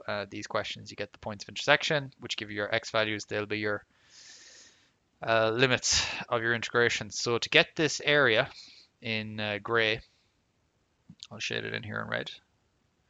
To get that area, you integrate from 1 to 4, and you take the taller curve away from the lower curve. So who's taller here? This guy is the taller one, so that's 6x minus x squared. So you go 6x minus x squared, take away minus the lower curve here, and the way we take it away is we just change the sign on everything in it. And don't forget your dx, okay? So taller curve minus lower curve, and you integrate. Now you'll tidy that up before you integrate it, so I'll tidy it up here. It's a equals 1 to 4. We get, what do we got? We got our minus x squared, we got a plus 5x, and a minus 4. Yeah, looks good to me. And then don't forget your dx. So now we'll integrate, we change this to a straight line. This becomes minus x cubed over 3 plus 5x squared over 2 minus 4x, no need for a dx this time. And I ran out of room here, but I'll put it in over here. So you go to 2 square brackets now. You put the upper limit in. They're both positive, so they're easy sub in. Over 3 plus 5 over 2 times 4 squared. And you want to sub in neatly like this for the examiner. Obviously, you'd be using more brackets here, you know, as well. But I'm just kind of doing this quickly enough. Then put the 1 in, so that's a minus 1 over 3. It's easy. Plus 5 over 2, take away 4. Right, so I'm going to type this into my calculator, and I'll resume the video with an answer. Okay. Okay, and if you type that in there, you'll get 9 over 2. Okay, but most of your marks come from writing this here. Okay, so you get like 9 out of 10 marks for that, and you get an extra mark for showing the examiner you can type something into a calculator. 9 over 2, and this had no units. It's not like it's in meter squared or any of that. You could write square units, but there's no need to. Okay, great. So I'm going to pause the video, scroll along to our next one. Yeah, so I scrolled along here to our next one, 2021 mock paper 1. Now this is very easy to integrate, but I just said I'd include it just in case anyone can't integrate it. So it's just one part here. Pause the video, make sure you can do it. So what you want to do here is you got to know that there's no like chain rule for integrating. So what you got to do is you actually got to square this out. So what you're actually going to integrate is a 4x squared, square the first term, multiply them together and double it. That's how you square a bracket. 12x, and then a plus 9, and then don't forget your dx, okay?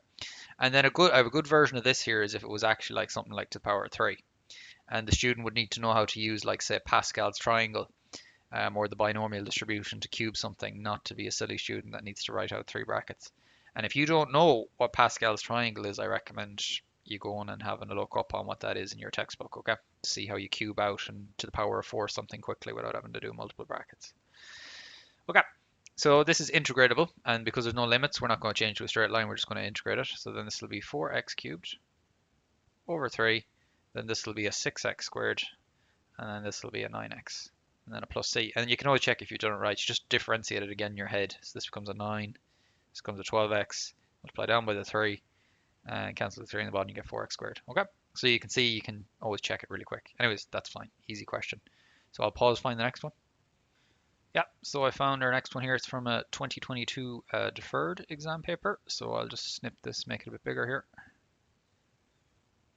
Okay, so obviously pause the video, give that a go, make sure you can get it out. Okay, so we're told g of x is this thing here, and we've got to know that to actually do anything integration-wise with that, we've got to be able to rewrite it. So we've got to know that we can write this e to the plus x on the bottom as a e to the minus x when we bring it up above the line. Our rules of indices here.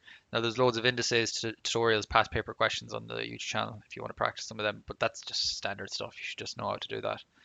Anyways, it tells us integrate this between 0 and 5, so that's straightforward stuff. 0, 5, 2 minus e to the minus x with respect to dx. It says just find this thing's value, so it's not really equal to anything here.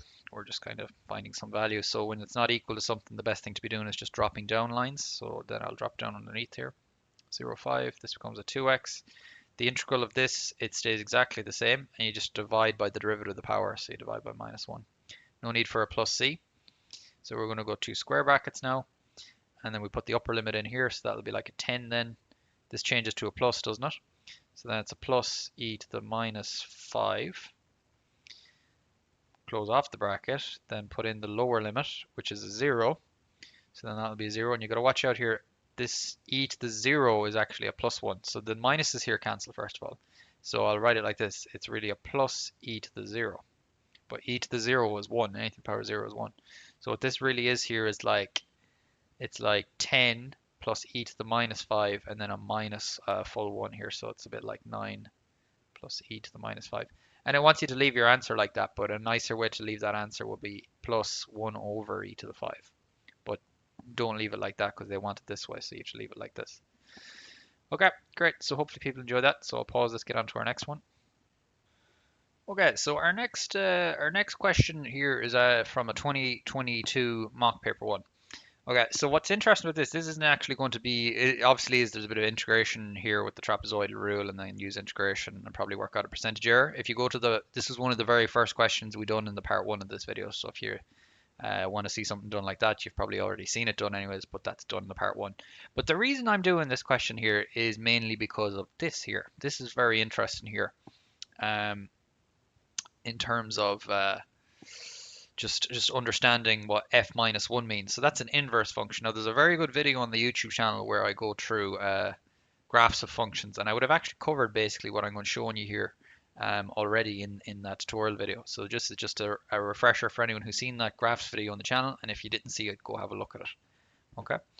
So what it wants us to do here is if y equals f of x, which it always does, by plotting this line. Now we should know how to draw that line. That's the y equals x line. So that's like a 45-degree line that goes up like this through the origin. Okay, so that's the y equals x line. And that line's very important when you're working out inverse functions or sketching them. So the way you sketch an inverse function, because that's what this means, f minus 1x is the inverse of f of x, and this is f of x in black here. So the inverse of this gets mirrored through the red line. So its mirror looks like something like this. Something like that. Do you get me? Now you can actually draw a really good diagram of it, because when it has like a x value of 2, it has about a y value of 6. So then it will have something like an x value of 6 and a y value of 2. They kind of swap, if that makes sense. So this guy here, look, it's basically going through 1. They didn't draw it very well. So it'll be going through 1 here on the x-axis. Basically x and y swap, you know. And it looks like it's cutting quite close to 5 there. So the graph of this, the inverse of this goes through those 2 points. So it's always good to have a point or two guide when you're sketching the inverse. So there you go. That's the full marks there. Draw this function. And it says draw it from x greater than 0, which we have done there. Okay. Great. So what is this function? Okay, you should know what this function is. That is a graph of y equals ln x. Okay. How do I know that? So you can check that in Desmos if you don't believe me. Well, we know y equals ln x is log ex, isn't it? So when you're working out inverses, let's look at the original function here, y equals e to the x. I'll keep the color scheme. That was in black. Y equals e to the x. When you work out an inverse, you swap x and y, and you tell the examiner something like this: I'm swapping x and y. And so you do that here. And so then x goes in for y, and y goes in for x. Okay, we want to get y on its own because the function has y on its own, doesn't it? So how do we get y on its own? Y is in the power, so you need to use logs. So the whole point of logs is to get the power on its own, and I've done loads in the logs and indices tutorial videos on the YouTube channel, so give a look at them if this is confusing. The whole point of logs is to get the power on its own. Who's the base here? The base is e. In logs, the base stays the base when you're moving from index form to log form. And then that just leaves room for one other thing here, x. So this here, in pink, is the inverse of this thing up here. And if this thing is called f of x, which it is, this thing is called f of minus 1 x. And if you graph log ex, you get this green curve. And that makes sense because inverses are mirrored through the y equals x line, okay? So that's how you work out the inverse by hand, and then this is how you plot the inverse by drawing a mirror through that y equals x line. Okay, so that wasn't so much integration stuff, but that's just fundamental math stuff you're meant to know, okay? So I said I'd do that with people as I was scrolling through the document. Great, so I'll pause the video, find our next one. Okay, so our next question here comes from 2022 mock. Paper 1, I think might be the same. It's an option A anyways, whatever that means. So what we've got here is a velocity function. Okay, it's telling the velocity of the car. And we're told calculate the time taken to stop the car. That's not so much the integration question, but this is the integration question down here, which is obtain an expression for the displacement of the car and then calculate the braking distance. So you can pause the video, give all of them a go there. And you'll see how integration comes into this, okay? So let me get that back up here. Okay, so when it says calculate the time taken to stop the car, that'll actually be something we'll need when we're doing the braking distance. So you can read this question and study it carefully if you want. I recommend pausing the video, everyone do that, because I'm going to kind of assume you've read it all. So the idea is when the car comes to a stop, its velocity will be 0. It's stopped, okay? So then we just set v equal to 0 up here and find the time that that occurs. So 0 equals 42 e to the minus t over 3 minus 15. So one equation, one unknown, t. So you bring the 15 over, you divide by the 42, and then it's just e to the minus t over 3 on its own. You use your logs, as I explained to you there a second ago. The whole point of logs is to get the power on its own, so the minus t over 3 will be on its own. The base stays the base, the e is still the base, and then that leaves room for the 15 over 42. Now, you should have all watched the logs videos anyways on the YouTube channel, and you should be good at logs there, so you should know what I'm doing. So 15 over 42, and then you divide, you would multiply across by minus 3 to get the, if you multiply both sides by minus 3, you get the t on its own. So t here equals minus 3 ln 15 over 42. So t there is working out at about 3.0, what, maybe we might go 2 decimal places. It tells us 2 decimal places anyways, 3.09, and t is in probably seconds, yeah, seconds, because v is in meters per second, okay? That makes sense. And they told you here anyways, t was in seconds. Okay.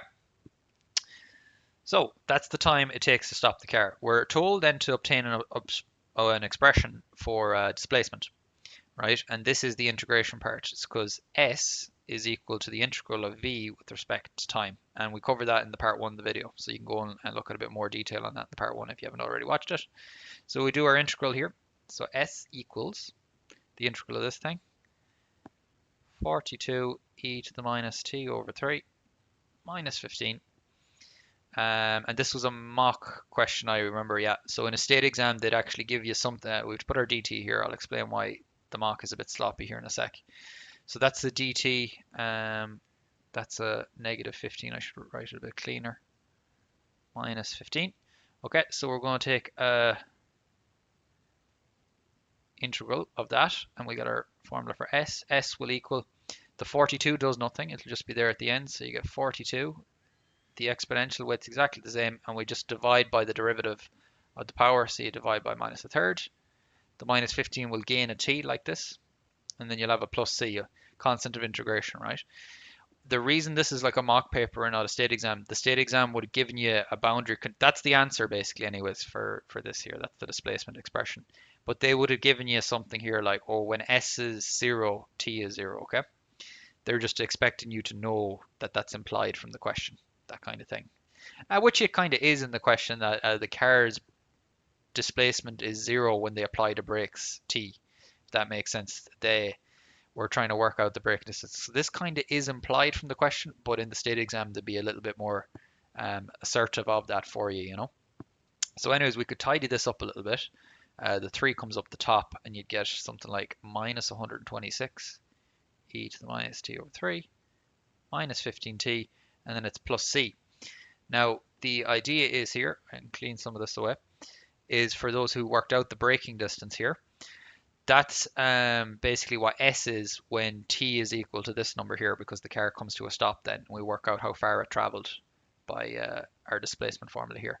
But we need to work out c first, and so we set s is 0 using these conditions here that they would have given us in a state exam. And then this becomes e to the 0 minus 15 times 0 plus c. You got to be careful here because e to the 0 is 1. So then c then here works out as that's 0. Then this is 1 times minus 126, so c is 126. Okay, so then your s formula is equal to minus 126 e to the minus t over 3 minus 15t, and then this is a plus 126, okay? Plus 126. Yeah, that's fine. Okay, so let's work out what's happening, how far long it took the car to brake, come to a stop. So then s here will equal minus 126 e, and we put this time in here for t, so we get minus 3.09 over 3 minus 15 times 3.09 and then plus 126. And then this here we'll work out s, and that'll be our answer to the question. So I'll pause the video, type that in. Okay, so I typed that in there and I got s to be 34 point something like 67 meters, okay, because displacement would be in meters, okay, based on the units of the question. So yeah, so that's what you get from that. So that's an interesting question, very good one to practice there. This was a little bit tough. They'd have made that clearer in the state exam and how to work out the C value. But yeah, this was important. You needed to work out the T yourself by knowing to set V equals 0. That's when the car stops. And then that's the time you put into your displacement formula to see how far the car had to travel until it came to a stop. Okay, so hopefully that makes sense to everyone. So I'm going to clear this away and get us set up for our next problem, okay? Because we've done that one, and then we also done the braking distance. Okay, so pause the video and find our next one. I was actually scrolling up through the document, so I said I'd stop here just to highlight this question here. If you don't know how to do this question, you should, because we covered something like this in the part 1 of the video. And that's a very tricky question to know how to do if you're not aware of these formulas here, product, sums, and differences, okay? And you would be using something like this here to break it into these before you go ahead and integrate it. So I highly recommend people go and have a look at the part 1 if you're not knowing how to do that, because we've already covered on doing one of them, okay? Right, so I'll pause and keep scrolling along. Okay, so we've scrolled along here, so we're at 2023 now, and this again is a kind of another velocity one here, acceleration, but we're not actually going to do this. So all I'm doing here is just highlighting a bit of a buzzword here. We've already covered one of these in the part 1, and actually I'm going to do one of these afterwards in just a second, but I'm just highlighting this really important word here, average, okay? So what you're going to do here, as I have written here, just outline the equation to you. It says use integration. That's a hint as well. They wouldn't usually give you that hint. You're just expected to know if you were asked for Fiona's average speed over 5 minutes after she passes point A, right? So what they've basically told you here is you need a formula for her speed. It'll be her velocity up here. See her velocity. And you want to average that. So what you do is you use the average value formula that we've already covered in the part A of the thing. So you go 1 over b minus a, integral from a to b, and you get some function f of x, and you integrate it and you'll get the average value. So here's our function, and we wanted to get it for the first 5 minutes, I think, if I read it down there correctly. So we're integrating from 0 to 5. So the average value, her average speed, will be 1 over 5 minus 0, integral from 0 to 5, and then we integrate this function here. So that would be 2 over 3 t cubed. We're not integrating now, we're just kind of writing it in here, hence why we still have a squiggle line, not a straight line, plus 13t plus 109, and don't forget your dt here, okay? So obviously then you just integrate that and do what we've been doing before, and you'll get yourself an average value, and it'll be in units of kilometers per hour, something like that. Okay, right, hopefully people are good with that. Yeah, so that's just the average value formula. It's a big buzzword, so we're not going to do that one. We've already done one, but I'll do this one here. Okay, so you see it again. They put it in bold this year, which was nice. Calculate the average temperature of the ball between 10 and 30 minutes. Okay, so you can see your A and your B there again. So we'll get the formula up here. So this was a 2023 mock paper 1. Okay, and we're going to actually do this one here just to remind people of how this works. So the reason I'm doing an average value on this one is because it's a bit of a cool function. It's like an exponential decay. And if exponential decay doesn't ring a bell, you can go and have a look at the indices logs tutorial videos on the channel, and you'll see loads of discussion about exponential growth and exponential decay. Right, calculate this average temperature. So all you do is you just whip out the average value formula again, average value, and then we go from 1 over b minus a. So as I said, it's good to write it down for the examiner as well and for yourself before you go subbing in. Dx. So then the average value here will be equal to 1 over 30 minus 10 integral from 10 to 30 of this function up here, which is 400. And you pick up a ton of marks actually from just even writing this in, even if you can't do the integration. But everyone should be able to do the integration. Integration is not hard. Okay, dt. So I'll move up here for a bit of room. So average value, so this then works out as a 1 over 20 out the front. Okay, this is integratable, so we'll change this to a straight line straight away because we can do it to the 30. And then this becomes, the 400 does nothing, it's just a number. This stays exactly the same here. And then we just divide by the derivative of the power, so that's minus 0.05. And then the 25 gains a t, and there's no need for a plus c, okay, because we've got definitive limits. And I explained why there's no need for a plus c in the first part of the video if you've seen that. So then we have our 1 over 20 out the front. And the way we do this, we have a big square box, and then we do two small square boxes taking away here. And we do a big square box outside because we have a number like 1 over 20 multiplying everyone. So what we're going to do is we'll put the upper limit in first. We've all done loads of these already. So we have 400 e to the minus 0.05 times 30 over minus 0.05, and then it's 25 times 30. Ooh, I'm going to go and write it as 750. I think I can do that in my head. So 750. And then we put the lower limit in, the 10. So we go 400 e to the minus 0.05 times 10. And then it's over minus 0.05. And then I can do this in my head again. This is 250. Okay, so then, yeah, that's what the examiner is looking for anyways. That's basically your full marks there. You get like maybe an extra bonus mark for just showing them. You can type it into a calculator, you know? So the average value, the average temperature here, when I type this in, I'll pause the video. Okay, so when I calculated all that, I got 178.36. And remember, this is in temperature units of degrees, so degrees Celsius. And it said give it to the nearest degree, so that would be 178 degrees Celsius, okay? Do always write it as a few decimal accurate places first, you know? Does that make sense? Yep, because this thing's cooling down. We should all know how to work out this thing's initial temperature. That probably would have been the part A of this question. So T when time is 0. So then when you put 0 in there, that becomes a e to the 0, which is a 1. So its original temperature was 400 plus 25, so 425. So this thing is cooling down, right? It's cooling down. And it goes through 425 here on the y-axis initially. So we should all know these exponential graph things, okay? And so here it is, it's cooling down. And we should know that this thing does not level off to 0. It levels off to a horizontal line as time goes really on to 25 degrees Celsius. Because this thing will go down to 0 as time moves on, but then it'll level off at 25. Again, if that stuff doesn't make sense, go have a look at some of the indices log questions on the channel, okay, and you'll learn more about that. So yeah, this exponential decay is down here like a nice curve, okay, and it levels off at 25 as t goes out to infinity, all the way down the x-axis there. And yeah, okay, hopefully people were okay with that. So then from 10 to 30, the kind of averagey value, the average value here as the curve is decreasing works out at about 178 degrees, okay? As you can see, the height is changing from 10 to 30, but on average it's 178 in height. Great, okay, hopefully people are good with that.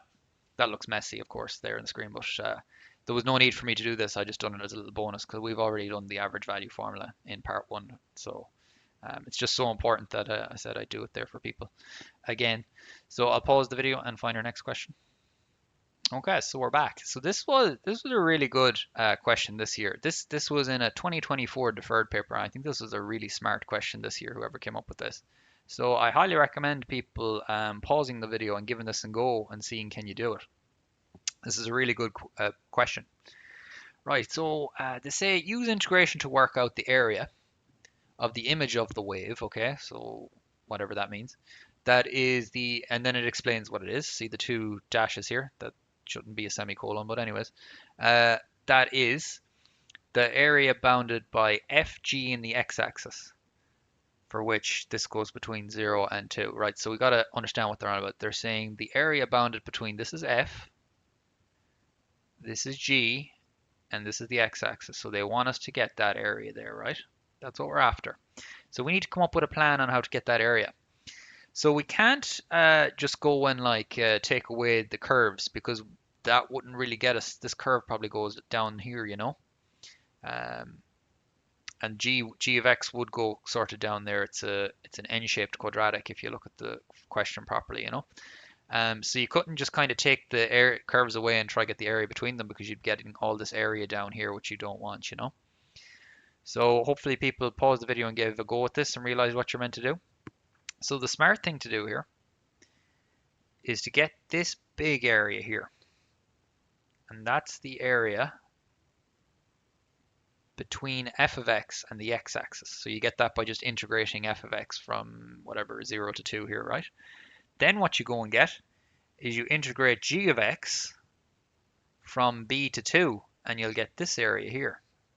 So you'll get that green area, and then all you'll do then is you'll basically go the red area minus the green area to get the area you're after here in purple. So if I do this visually for you here, we get the red area, we take it away from the green area, and that will get us the purple area, which is what we're actually after, you know. That's the area between FG and the x-axis.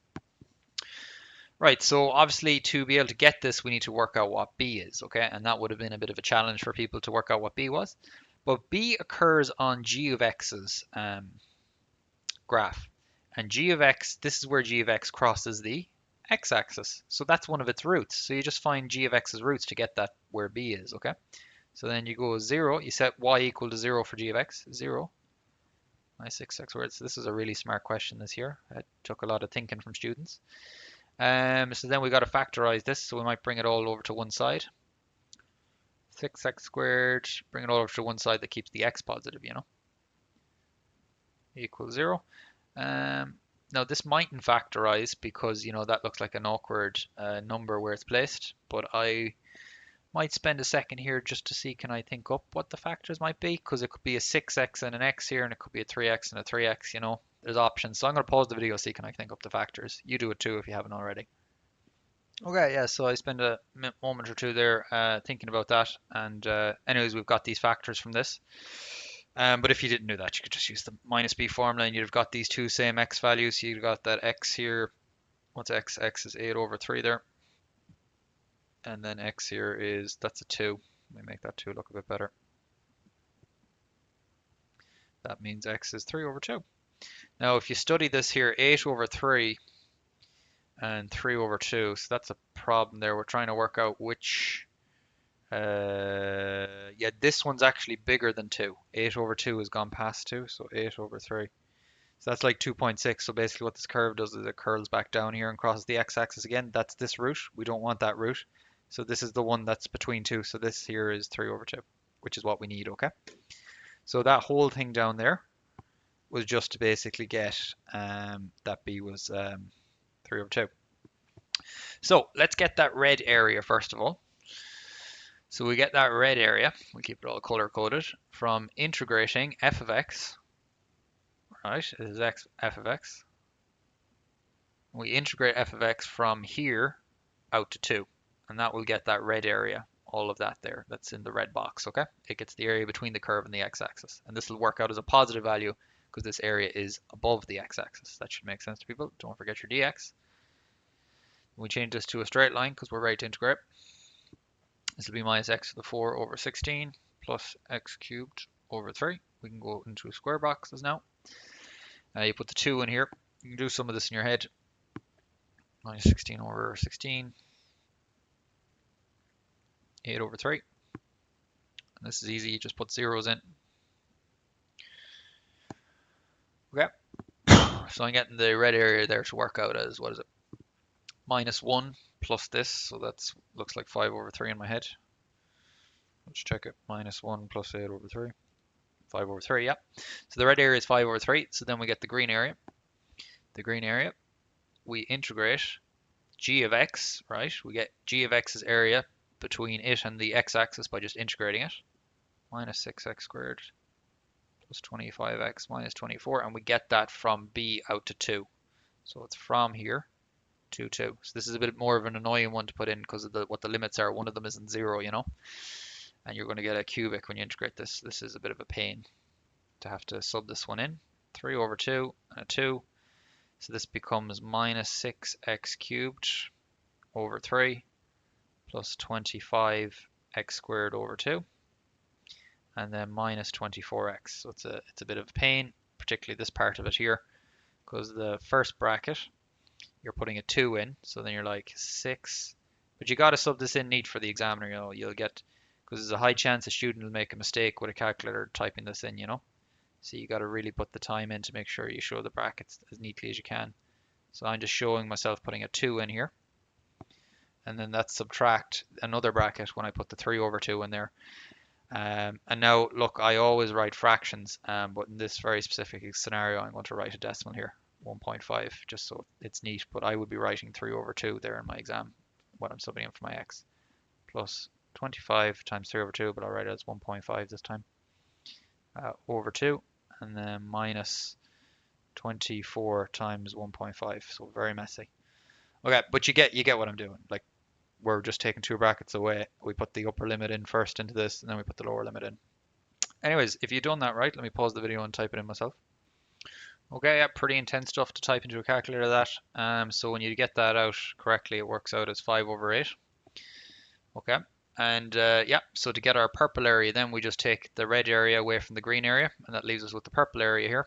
And that purple area there will be equal to the red area, which is 5 over 3. Minus the green area, which is 5 over 8. You type that into your calculator. 5 over 3 minus 5 over 8. And you get yourself 25 over 24. Okay, I'll move that over into the black so you can see it a bit better. So the answer to this question here for that purple area there is 25 over 24. And it has no units, so you can just write square units or no units. It's just easier. Okay, so that was a really good question there. There was a lot the student had to think about there, and they had to do particularly the finding the b. There was no hint about finding the b, and they had to know to get the big red area and take it away from this other area here to get the area in here. Okay, good question. You're prepared for it now though, because you've seen me solve it, and you know to expect something like that and how to do it. Great. Okay, so I'll pause this and go on to our next question. There shouldn't be too many more. So yes, I was just scrolling up here. So it turns out our next question is literally just above this here. So I'm going to talk a little bit about this here, this walk through how to write this function. That's a little bit of bonus content in this video. But our actual problem is down here, the part 2. So let me zoom out. This will be one where I have to kind of zoom out so everyone can see the question. Okay, that's another bit down here. Okay, so you can all read that there. So what we got here is some unusual looking function. It's made of 3 parts. It's made of this part, this part, and this part. Okay, and we'll show you how to write that afterwards. Just tell you here it's made of 3 line segments anyways, 2 of which are horizontal. It's shown here. And then we'll answer the part 1, get it out of the way anyways, and then we'll do our part 2, see how they're related. Okay, so pause the video, get this to go yourself. For what range of values, if any, is f dash x negative? Right. F dash x is the slope of the tangent, right? This is f of x plotted. Where here is the slope negative? It's negative in here. So f dash x will be negative between there and there. So what range of values? So it's when x is less than 2 and it's greater than 1. Okay, that's when f dash x is negative in there. Okay, and you could actually work out what f dash x's value is there, because f dash x is the slope here. And so you can see that we run 1 unit and we fall how many units? 4. So we have a fall of 4 and a run of 1. So that's equal to a slope of minus 4. And f dash x will be minus 4 there. Okay, so that has a negative thing there. Hopefully that makes sense to people. And the reason we don't write equal to signs here is because at a point like that, a jagged point like that, it doesn't really have a slope. It's like an unknown. It's hard to understand what's going on at an edge point there, so it's not really defined. So we don't have it would be incorrect to have less than or equal to symbols there, okay? Right, so that's part 1 out of the way. Now this is our integration thing. A is a constant. with 0 going between 0 and 5. Write down the range of values of a, if any, for which this expression is positive. Is positive, right? Now what they're testing your knowledge of here is they're talking about integrating the original f of x. When you integrate the original function with respect to x, you are getting its area. This is a formula for area. And it's the area between the function and the x-axis. So if you integrated it, this here is about 1.5. If you integrated it from 0 to 1.5, you'd get that area, right? And that area is positive because that area is above the x-axis. That's just the way this worked. If you integrated the function from 1.5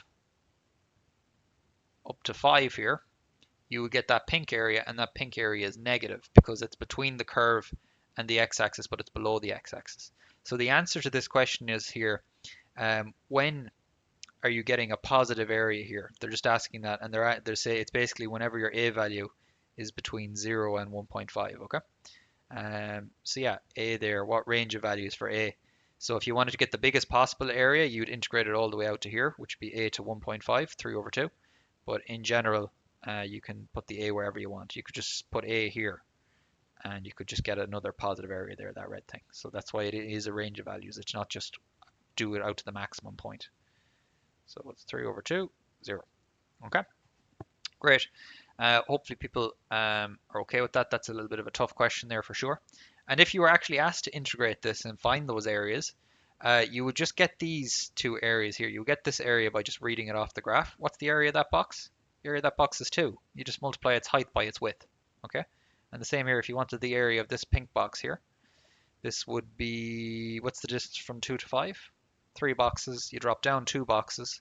So then this has an area 6. But if you'd done the integration, it'd have an area of minus 6 there, right? Yeah, that's fine. And then to get these little bits here, what you would do is you just get the area of a triangle. Same here, right? So this is a triangle with a base of half and a perpendicular height of 2. So you go half the base times the perpendicular height. And what will that work out as? Half the base, so that becomes a quarter, multiplied by the perpendicular height 2. So I'm getting the area of that to be a half, and the area of this to be a half. This will be a minus a half, and then this will be a plus half. But if you were interested in the total areas, like their modulus is keeping them all positive, the total area underneath this curve and between the x-axis will be the 2 there, plus the upper half here, plus the lower half here, and then plus the 6. In this way, you're kind of doing the modulus. You know, any negative area, you force it to be positive. Okay, so that's a little bit of bonus content there for people. But this was our actual question here, and as I showed you, it was this area that gives the positive thing, and that was letting your a go up to 3 over 2, and it's also allowed to go down to 0. So between 0 and 3 over 2 is a. Now, a final little thing here, a final little bit of bonus content here, is they could have asked you a really tough question here. They were like, write f of x's function. Okay, so you would have been expected, if you were asked this, to write f of x. F of x is defined like this, a horizontal line from 0 to 1. So you would say that f of x, right, is equal to, it's kind of like a subset. You've probably seen this in questions before where they draw it like a subset.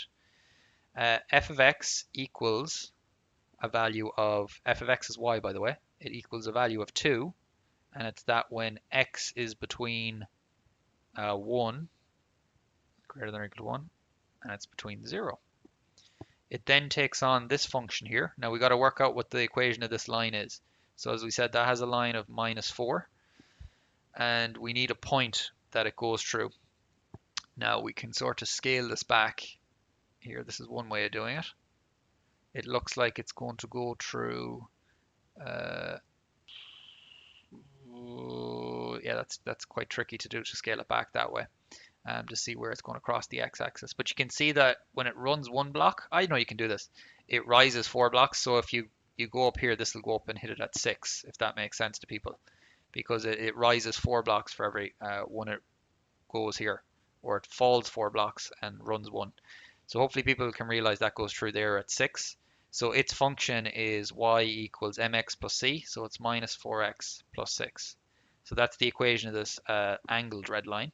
And so that will be f of x's function. It will be 4x minus 4x. So this is complicated. It's complicated now. If you don't understand this, no harm. But if you do, hopefully you appreciate it. And that is what f of x's function looks like when x goes between 2 and 1.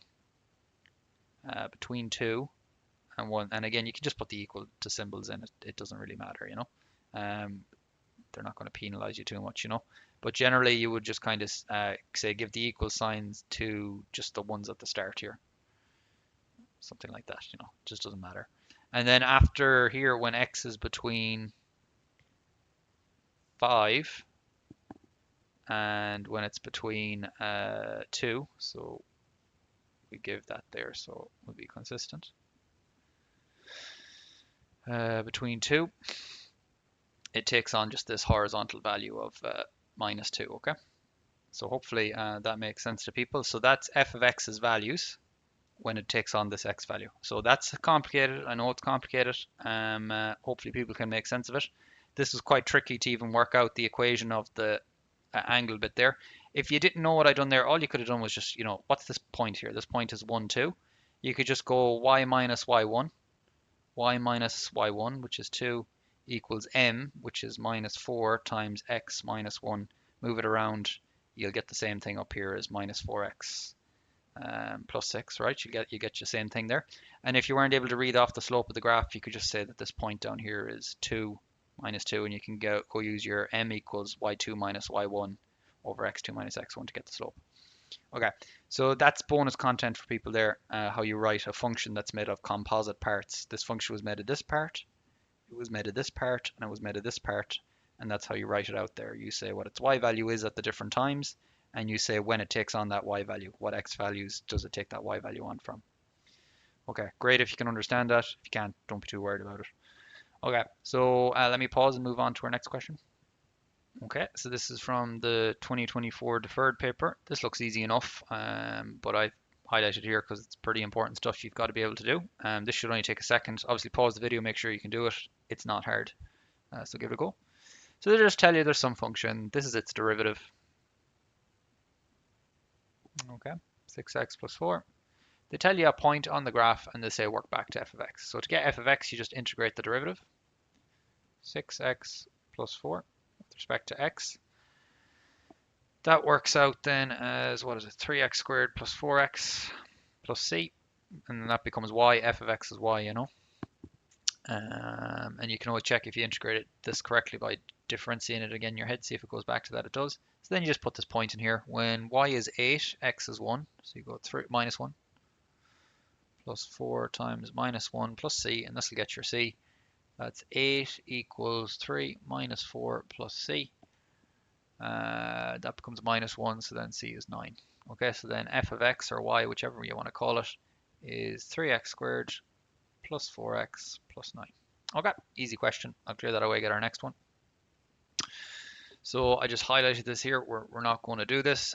We've already covered the average value stuff quite a few times, but you see how common it is. It repeats itself so much. They just want you to find the average value of this function between here and here. So I'm just going to set this up, and we're not going to do it.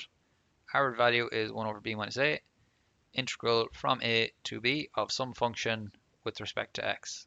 Or if you're in t, it'll be respect to t or whatever variable, you know.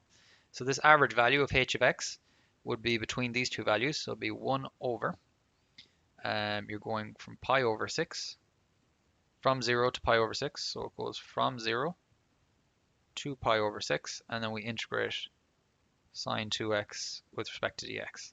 And yeah, basically you just do what we've shown you previously in the previous parts on how to integrate this. This is easy enough.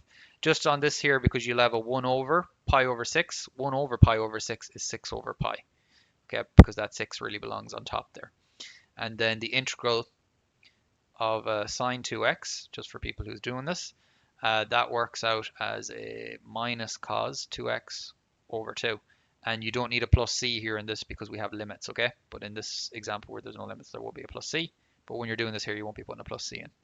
Okay, and you do your 2 square brackets then, taking away. And then you'd have a big square bracket outside with your 6 over pi hanging around there. Okay, I'm sure everyone can do that. It repeats so much, you know, this average value buzzword. You'd be, after watching these videos, if you somehow got caught out with this in exam, you'd be so silly. You know, it's so common, and you've seen me do so many, and you should practice a few yourself, and then you're really set up for this AV equals 1 over b minus a stuff, you know, integral of a to b. Okay, right, let me pause this, get our next one. Yeah, we're just scrolling up there now. We might do this one. It's another area between two curves, but sure, why not? We've done so many of them, but sure, we'll do one more. Pause the video, obviously, see can you get this done. This is 2024 mock paper one, so there might only be 1 or 2 questions left, so we'll hammer this one out. So you want to get this gray shaded area here in square units, correct to 2 decimal places. So all you do is you just integrate. Now, for you, yeah, so we know the limits. This is easy. They actually told us that this here was a 2, okay? So we will get the shaded area by just integrating from 0 to 2. This is an area as well. This is the gray area. We can call it A. And we take the taller curve, e to the 2x, away from the lower curve, e to the x. And that's all it is, dx. That when you take the two curves away and integrate them from 0 to 2, you get this shaded area in here. And the shaded area actually stops this vertical line here too, because that's what putting a limit in a 2 does, you know. So yeah, so basically this is so simple that I'll hammer it out. So then this is 0 to 2. Integral of this stays exactly the same, and you just divide by 2 then. You divide by the derivative of the power. Integral of minus e to the x is the exact same. No need for a plus c, because we're going to put the limits in here. So then this becomes e to the 4x, putting the 2 in, minus e to the 2. Not a 4 now, not a 4x, it's just a 4. Okay, because we're putting a 2 in for an x. Take away when you put the 0 in, so you got to be careful, e to the 0s are 1s, minus e to the 0, like such.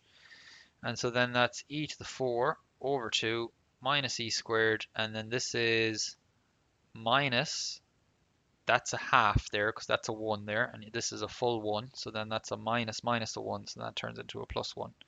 And so the neatest way you could write your answer here is e to the 4 over 2 minus e squared, a half minus 1, that gives a plus a half. Okay, hopefully people are good with that, and that's your area there, and you can write it in square units if you want, but it's technically unitless, you know. Right, I'll pause that and get our next question. Oh yeah, just before I scroll along, I had to read that again. So they wanted that to 2 decimal places. So you would write that obviously for the examiner, but then also do what they want, which give it in 2 decimal places. So I typed that into my calculator there, and then it was 20.41. Okay, right. So I'll pause this, get our next question. Okay, so I have 3 stars beside this one. This is a 2025 mock paper, and I have even written it's a very good question. So we're going to do this. I remember reading this. I found this to be a very smart, well-written question. So everyone pause this, give it a go. It's a really good question. Make sure you're able to do it. After watching part 1 and part 2, you're at the end of part 2 now, so you should be pretty well prepared to try this one on your own. Right. So it says the area of the region bounded between the y-axis, the x-axis in this curve, and some other line called x equals c. Now you gotta know what that means. This is a line x equals c.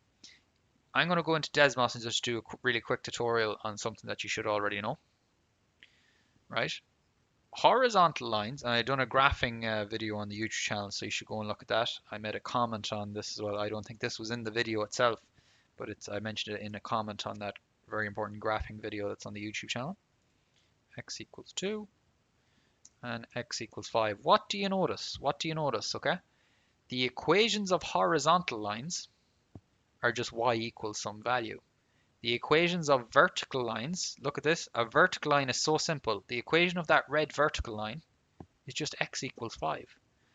Okay, you got to know that. Okay, so make a flashcard on that if you didn't know that. Okay, so when you read this here, a good student will look at that and says, ah, they say x equals c, where c is just some constant. Oh, and they actually tell us c's value here. Or no, where c is some constant, right? Find the value of c. What are they saying here? Okay, they're saying something a bit complicated there. But the idea is C is just some vertical line, okay? So they've basically told us that the x-axis, the y-axis, the x-axis, the curve, and then some vertical line bound everything. And yeah, I've read this here now. This is the area that we're looking for. That's the area, basically. They've given us that. Okay, so for a student to be able to do this question, they'd want to have drawn a fairly decent graph of this. Now, this is a straightforward exponential. You should be able to draw exponentials like this. You should know that that goes through what value on the y? It goes through 1 here. So you should know this. If you didn't know that it goes through 1, you could have just let x be 0. And then you got e to the 0, which is 1. So the y value is 1 when x is 0. And so then this goes up like this. Okay, that's its graph. Now, we're told then that there's some x equals c thing here. Now, we're going to assume that c is on this side here. C could also be over here, you know. So there might be two values of c here, but I doubt there will be. So there'll probably just be, they'll probably have made it easy, and c is just in the positive coordinate there. So then this blue line that goes all the way up here forever, the equation of that line is x equals c, as you see me do in Desmos. If this was 5, its equation will be x equals 5. Vertical line through that. Okay, hopefully people are good with that. So then the area they're on about, and you'd get marks off the examiner for showing that you understand what area you're looking for. The student showed what area they were actually after. They're after that pink area there, you know. Okay, how do we get that area? Super simple. You just integrate this function from these two x values. Whatever x value this is, that's 0, to this x value c, and that gets the area between the green line and the x-axis, which is in red there. So that's all you got to do. So, but it was tricky to make sense of all that, you know, when you're reading a question they don't give you the graph. So all you got to do here is integrate the function from 0 out to whatever this x value is, which is c, with respect to dx. And what they've told you, if you read this careful question, the area is 5.2. So instead of writing a here, they've actually given us a. The area is 5/2. Okay, hopefully people are okay with that. So 5/2 equals the integral of this. We change it to a straight line. Integral of e to the 2x is e to the 2x. It stays the same. You just divide by 2. No need for a plus c because we have a limit here. So then what this tells us is 5/2 equals, we get the two square boxes out. We get e to the 2c over 2. That 2 should be a bit better. 2 minus, when you put the lower limit in, the c. So it's e to the 0 over 2. Right, and as we said before, e to the 0 is 1, so that's really minus a half there, right? So because that's minus a half, when you bring the half over, it's plus a half, so then this becomes 6/2. So that's really a 3 over there. And that's equal to just the e to the 2c over 2. So hopefully people are okay. That's minus a half, bring it over. You add a half here, you get a full 3. Straightforward. Okay, then you multiply across by the 2, and then you get 6 equals e to the 2c. Where's c located? It's in the power. You need logs to get at that. The whole point of logs is to get the power on its own. So the 2c will be on its own. The base up here was e. The base of the log will still be the same base as above. And then that just leaves room for the 6. Okay, the final thing. And then the c then, because this log e6 is ln6, and then you just divide the whole thing by 2. Okay, so that is the answer there. And then if you wanted 3 decimal places, you just go ln6 divided by 2. And then that pink area there is 0.89, round up to 6. 896, okay. That was a really good question. The sketch of it was the hard part, I think. And just this was a smart question because they actually gave us the area here and we actually had to work back to one of the limits, okay? And you needed logs. So this was a really smart, well-written question this year, okay? And the student needed to realize that x equals c is a vertical line. Okay, great. Right, I'll pause this, find our next question. I think there might only be one more. Okay, so this was a smart question this year as well. This is from a 2025 mock. So I can probably keep everything here. So recommend the students pausing the video and giving this a go. See, can you get this out? Okay, hopefully you give this a go.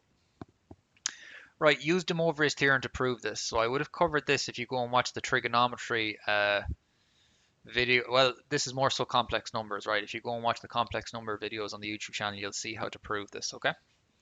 That's great. Okay, so I don't have to cover the part I. That's already covered in the complex number videos. Now, we need to do this, and there's a big fat hence here, okay? So we've got to use our information from up here, right? We cannot take, we should know as well here, just from our basic trigonometry, that that 3 is really located out there, right? And so we're really trying to integrate this thing with respect to theta. We cannot do this. There's no like chain rule for this, okay? We could differentiate this fairly handy, but we can't integrate it. But we can use a trick from up here. We can use the hence from up here. We can be smart about this. We can say, well, there's a sine cube theta up here, so we could just probably maybe get that on its own. 4 sine cube theta, when you bring it over, is equal to a 3 sine theta. Take away a sine 3 theta. And then sine cube theta is equal to 3/4 sine theta. minus, you can put a 1 over 4 out here. It'll help people, it'll keep people a bit more comfortable than writing the big 4 underneath everyone. Okay. So yeah, that's completely correct. And now what's great is we can integrate this thing. So we can swap this thing here with this. Okay? So what the question now is asking really is, can we integrate 3 over 4 sine theta minus a quarter sine 3 theta d theta? And we absolutely can. The integral of this, integral of sine theta goes back to minus cos theta. So then this is minus 3 cos theta over 4. The integral of sine theta goes back to minus cos 3 theta, but there's a minus here, so then that'll go back to being a plus. So then this is 1 over 4 cos 3 theta, and then we divide them by a 3. So then this 4 then will become a 12. And then don't forget your plus c. And that's the answer. That is the answer to the question. Okay, that was a little bit tough that year. This moving it around was a good thing to see being done, and then how you then swap that thing out for this here, and then this becomes something you can integrate just using some basic rules. Okay, so that was a really good question. So happy we done that, and that prepares people if anything like that comes up again. Okay, you can't take a derivative of this cubed thing here, but if you do a bit of rewriting of it here using some trigonometry tricks, then you get something that you can take an integral of, which is this. Okay, great. So I'll pause this, get our next question. Oh, yes. So I think this might be our second last question, so I know where we are now in the document. So this was a really smart question from 2025. This is again doing stuff to do with inverses. So I think I talked about inverses maybe in part 1 of the video, but inverses are a really important thing. I do a graph video on the YouTube channel, so to make sure you've watched that, it's called Graph Tricks. It talks a little bit about inverses and stuff. So we have kind of 2 parts here which are inverses, and then we have our integration question down here when we're looking for area.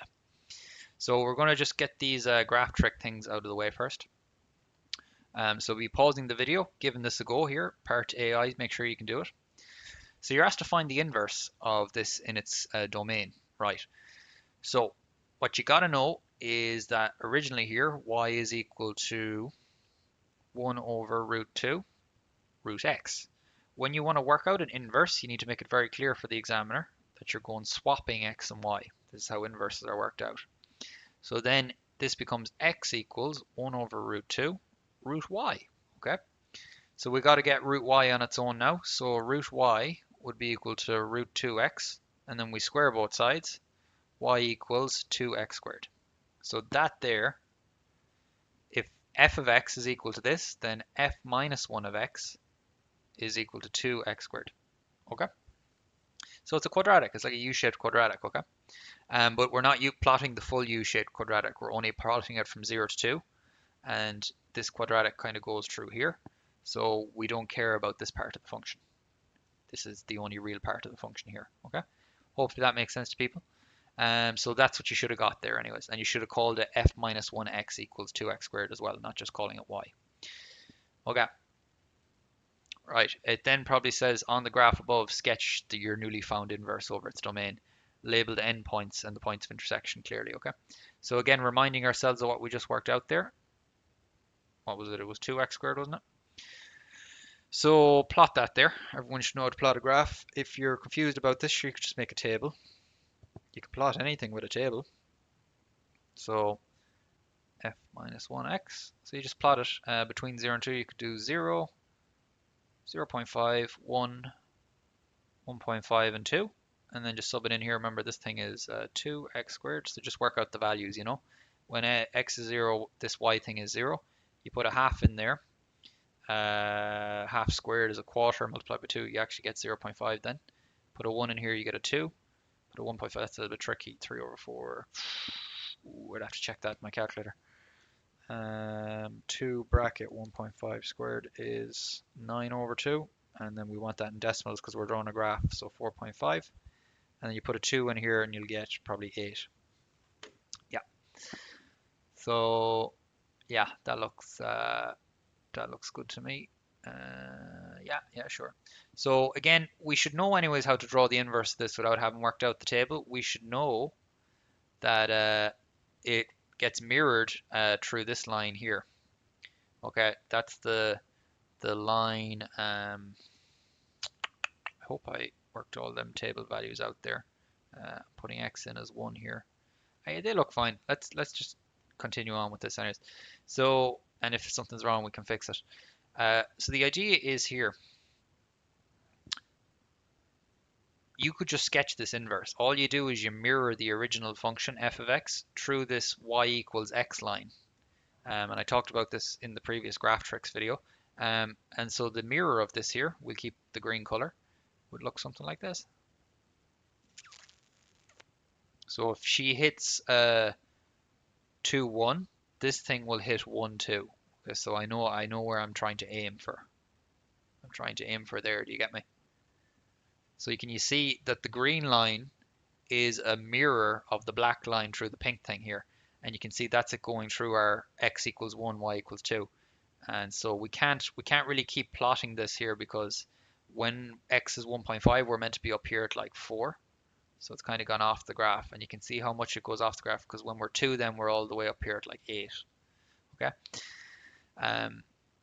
But anyways, what I think it wants us to graph it there for anyways is just as far as there. Okay. Basically, this was an endpoint here. So it wants this to be the endpoint here of 1, 2. And it says label it, didn't it?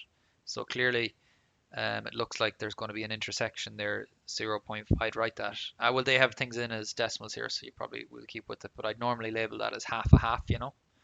And then they obviously intersect there at 0, 0. So label the endpoints and the points of intersection, yeah. So there were 2 points of intersection, the 0.5, 0.5, and then the 0, 0, and then that was the endpoint 1, 2. Great. So hopefully people are good with that. That was a really good question, just revising your graph things. And now we'll do the integration here. So I'm going to need that. So I'm going to scroll down here. So this is going to be messy. I can see this being messy now in terms of because I'm trying to keep this on the screen for you and then also read this question here, you know. But we'll do our best, won't we? And not get panicked, yeah. Okay. So find the total area of the two regions. One region bounded by f and f of basically between its inverse, and the other region bounded by this, and the line x equals 1. So look, it's just so complicated this. It's hard to know what they're on about here, you know. Anyways, the line x equals 1 is this vertical line, right? So they're on about two areas here, right? They're first of all on about the areas between these two guys. So that will be first of all this purple area here. And then it would also be this area here in purple out the other side, right? So that's a tricky thing to get. I've already shown that it was a 2018, I think maybe in part 1 if you go back, where we had the linear line and it was like a cubic that crossed it twice like this. You might remember this. So that's very similar to this, where you have to work out this area first and then this area second. And that'll make sense to people who've watched the part 1 where we see that I think the function was called x and the other one was called x cubed. People remember that if you watch the part 1 or the part 2. Okay, so that's like what's happening here. So if you want to get that purple area there, and when they say here between the line x equals 1, that just means to stop there, you know. So they basically just want this purple area. And to get this purple area, you want to work this guy out first and then this guy. And so the way you do this is you integrate from 0 up to this limit here, 0.5. This is the first purple area. And you take the taller function away from the lower function. So who's taller? The black one's taller here. So that then is root x over root 2. So I'll write that as x to the half over root x because I want it as x to the half if I want to integrate it. Take away the lower one, which is the pink one, which is just 2x squared. You get that with respect to dx. So if you integrate that, I've shown people how to integrate. That's a 2, not an x. Okay, so we should all be able to integrate that kind of thing. And then to get this other purple area over here, what we do is we integrate from 0.5 up to an x value of 1. And we take the taller curve. Who's taller? Green is taller, so that's 2x squared. Away from the lower curve, who's the black curve, and then that's the x to the half over the root 2 with respect to dx. You get those two areas, and then you add them together, okay? And I've already shown you how to kind of do those integrations before, okay? So yeah, like I'd say there's not what you need. Let me pause and see if I want to actually do this out or leave it there. But I think I've kind of made the point anyways. I've shaded in the areas you're looking for. I've already shown you how to get the. I've written the formulas out for you here basically. So you just need to kind of change that to a straight line, work out what that is. That'll become x to the increase the power. You divide them by 3 over 2. So then this will be like a 2, 3 root 2, and then increase the power, divide by, so that'd be 2x cubed over 3. And then you just put your limits in of 0 0.5 and 0, and then you get a number. And then you do the same over here. Good thing is the integral of this will be fairly similar. It'll be like 0, sorry, this will be to 0 0.5 as this is to 1. And then this thing here will be the 2x cubed over 3. And then this will be the minus 2x to the 3 over 2 over the 3 root 2. Okay? And then you just, with the two square brackets, taking them away. Same over here, two square brackets, taking them away. And then you get an area from there, you get an area from there, and you just add them together and you have your total purple area. Okay, we've already done a tutorial on that, but that's just, it's just time consuming stuff on me there. So I'll pause this. Okay, so I scrolled up to basically we're at the top of the document now. There's no other questions after this, so that's the end of the document there. So there's just one final question I've highlighted here. So this is nice and easy compared to, how messy that last one was there with that awkward area to get. But basically I solved that last question there, but I just didn't sub in the values, which were the time consuming part, the grunt work. Okay, right, so we're asked to do this. Pause the video, make sure you can do this. This is easy. So this is similar to what we done earlier on, where they like give us an area and we're looking for an unknown limit of the integration. So what we do here is we just do the integration. We'll take it down here first of all. E to the 5x dx. It's actually nice to have the 9 over this side. Okay, so the 9 equals, we change this to a straight line. The integral of this is itself, and you just divide by 5. No need for a plus c because we're going to use the boxes.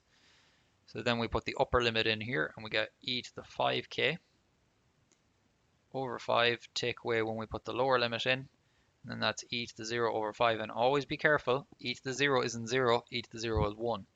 So then this is e to the 5k over 5 minus a fifth. And that's obviously equal to our 9 that's over there. So then what you'll do is you'd multiply everything by 5 here. So you get 45 equals e to the 5k. Take away 1. So then 46 equals e to the 5k. You want to get k on its own, so you need logs. The whole point of logs is to get the power on its own. Then the base up here was e, so the base stays the base. And then that just leaves room for the 46. So then k is equal to, that's ln, 46 over 5. And there you go. A is 46 and B is 5. So yeah, that basically ends the video on integration. So from seeing all those problems that I've solved with you there, and you'll have seen basically all you'll have to worry about, and hopefully that has prepared you now for your exams. It should, and yeah, you learned stuff there, and you made some good flashcards on the stuff you're meant to know. So yeah, if it helped you, be sure to leave a nice comment saying it helped. Give it a like, and of course subscribe too for some new content on the maths. And yeah, and just for anyone who didn't get the joke at the start of part 1, we done the document in reverse because integration is like the reverse of differentiation. You go backwards. So yeah, okay, great. So we'll end the video there. Thanks for watching.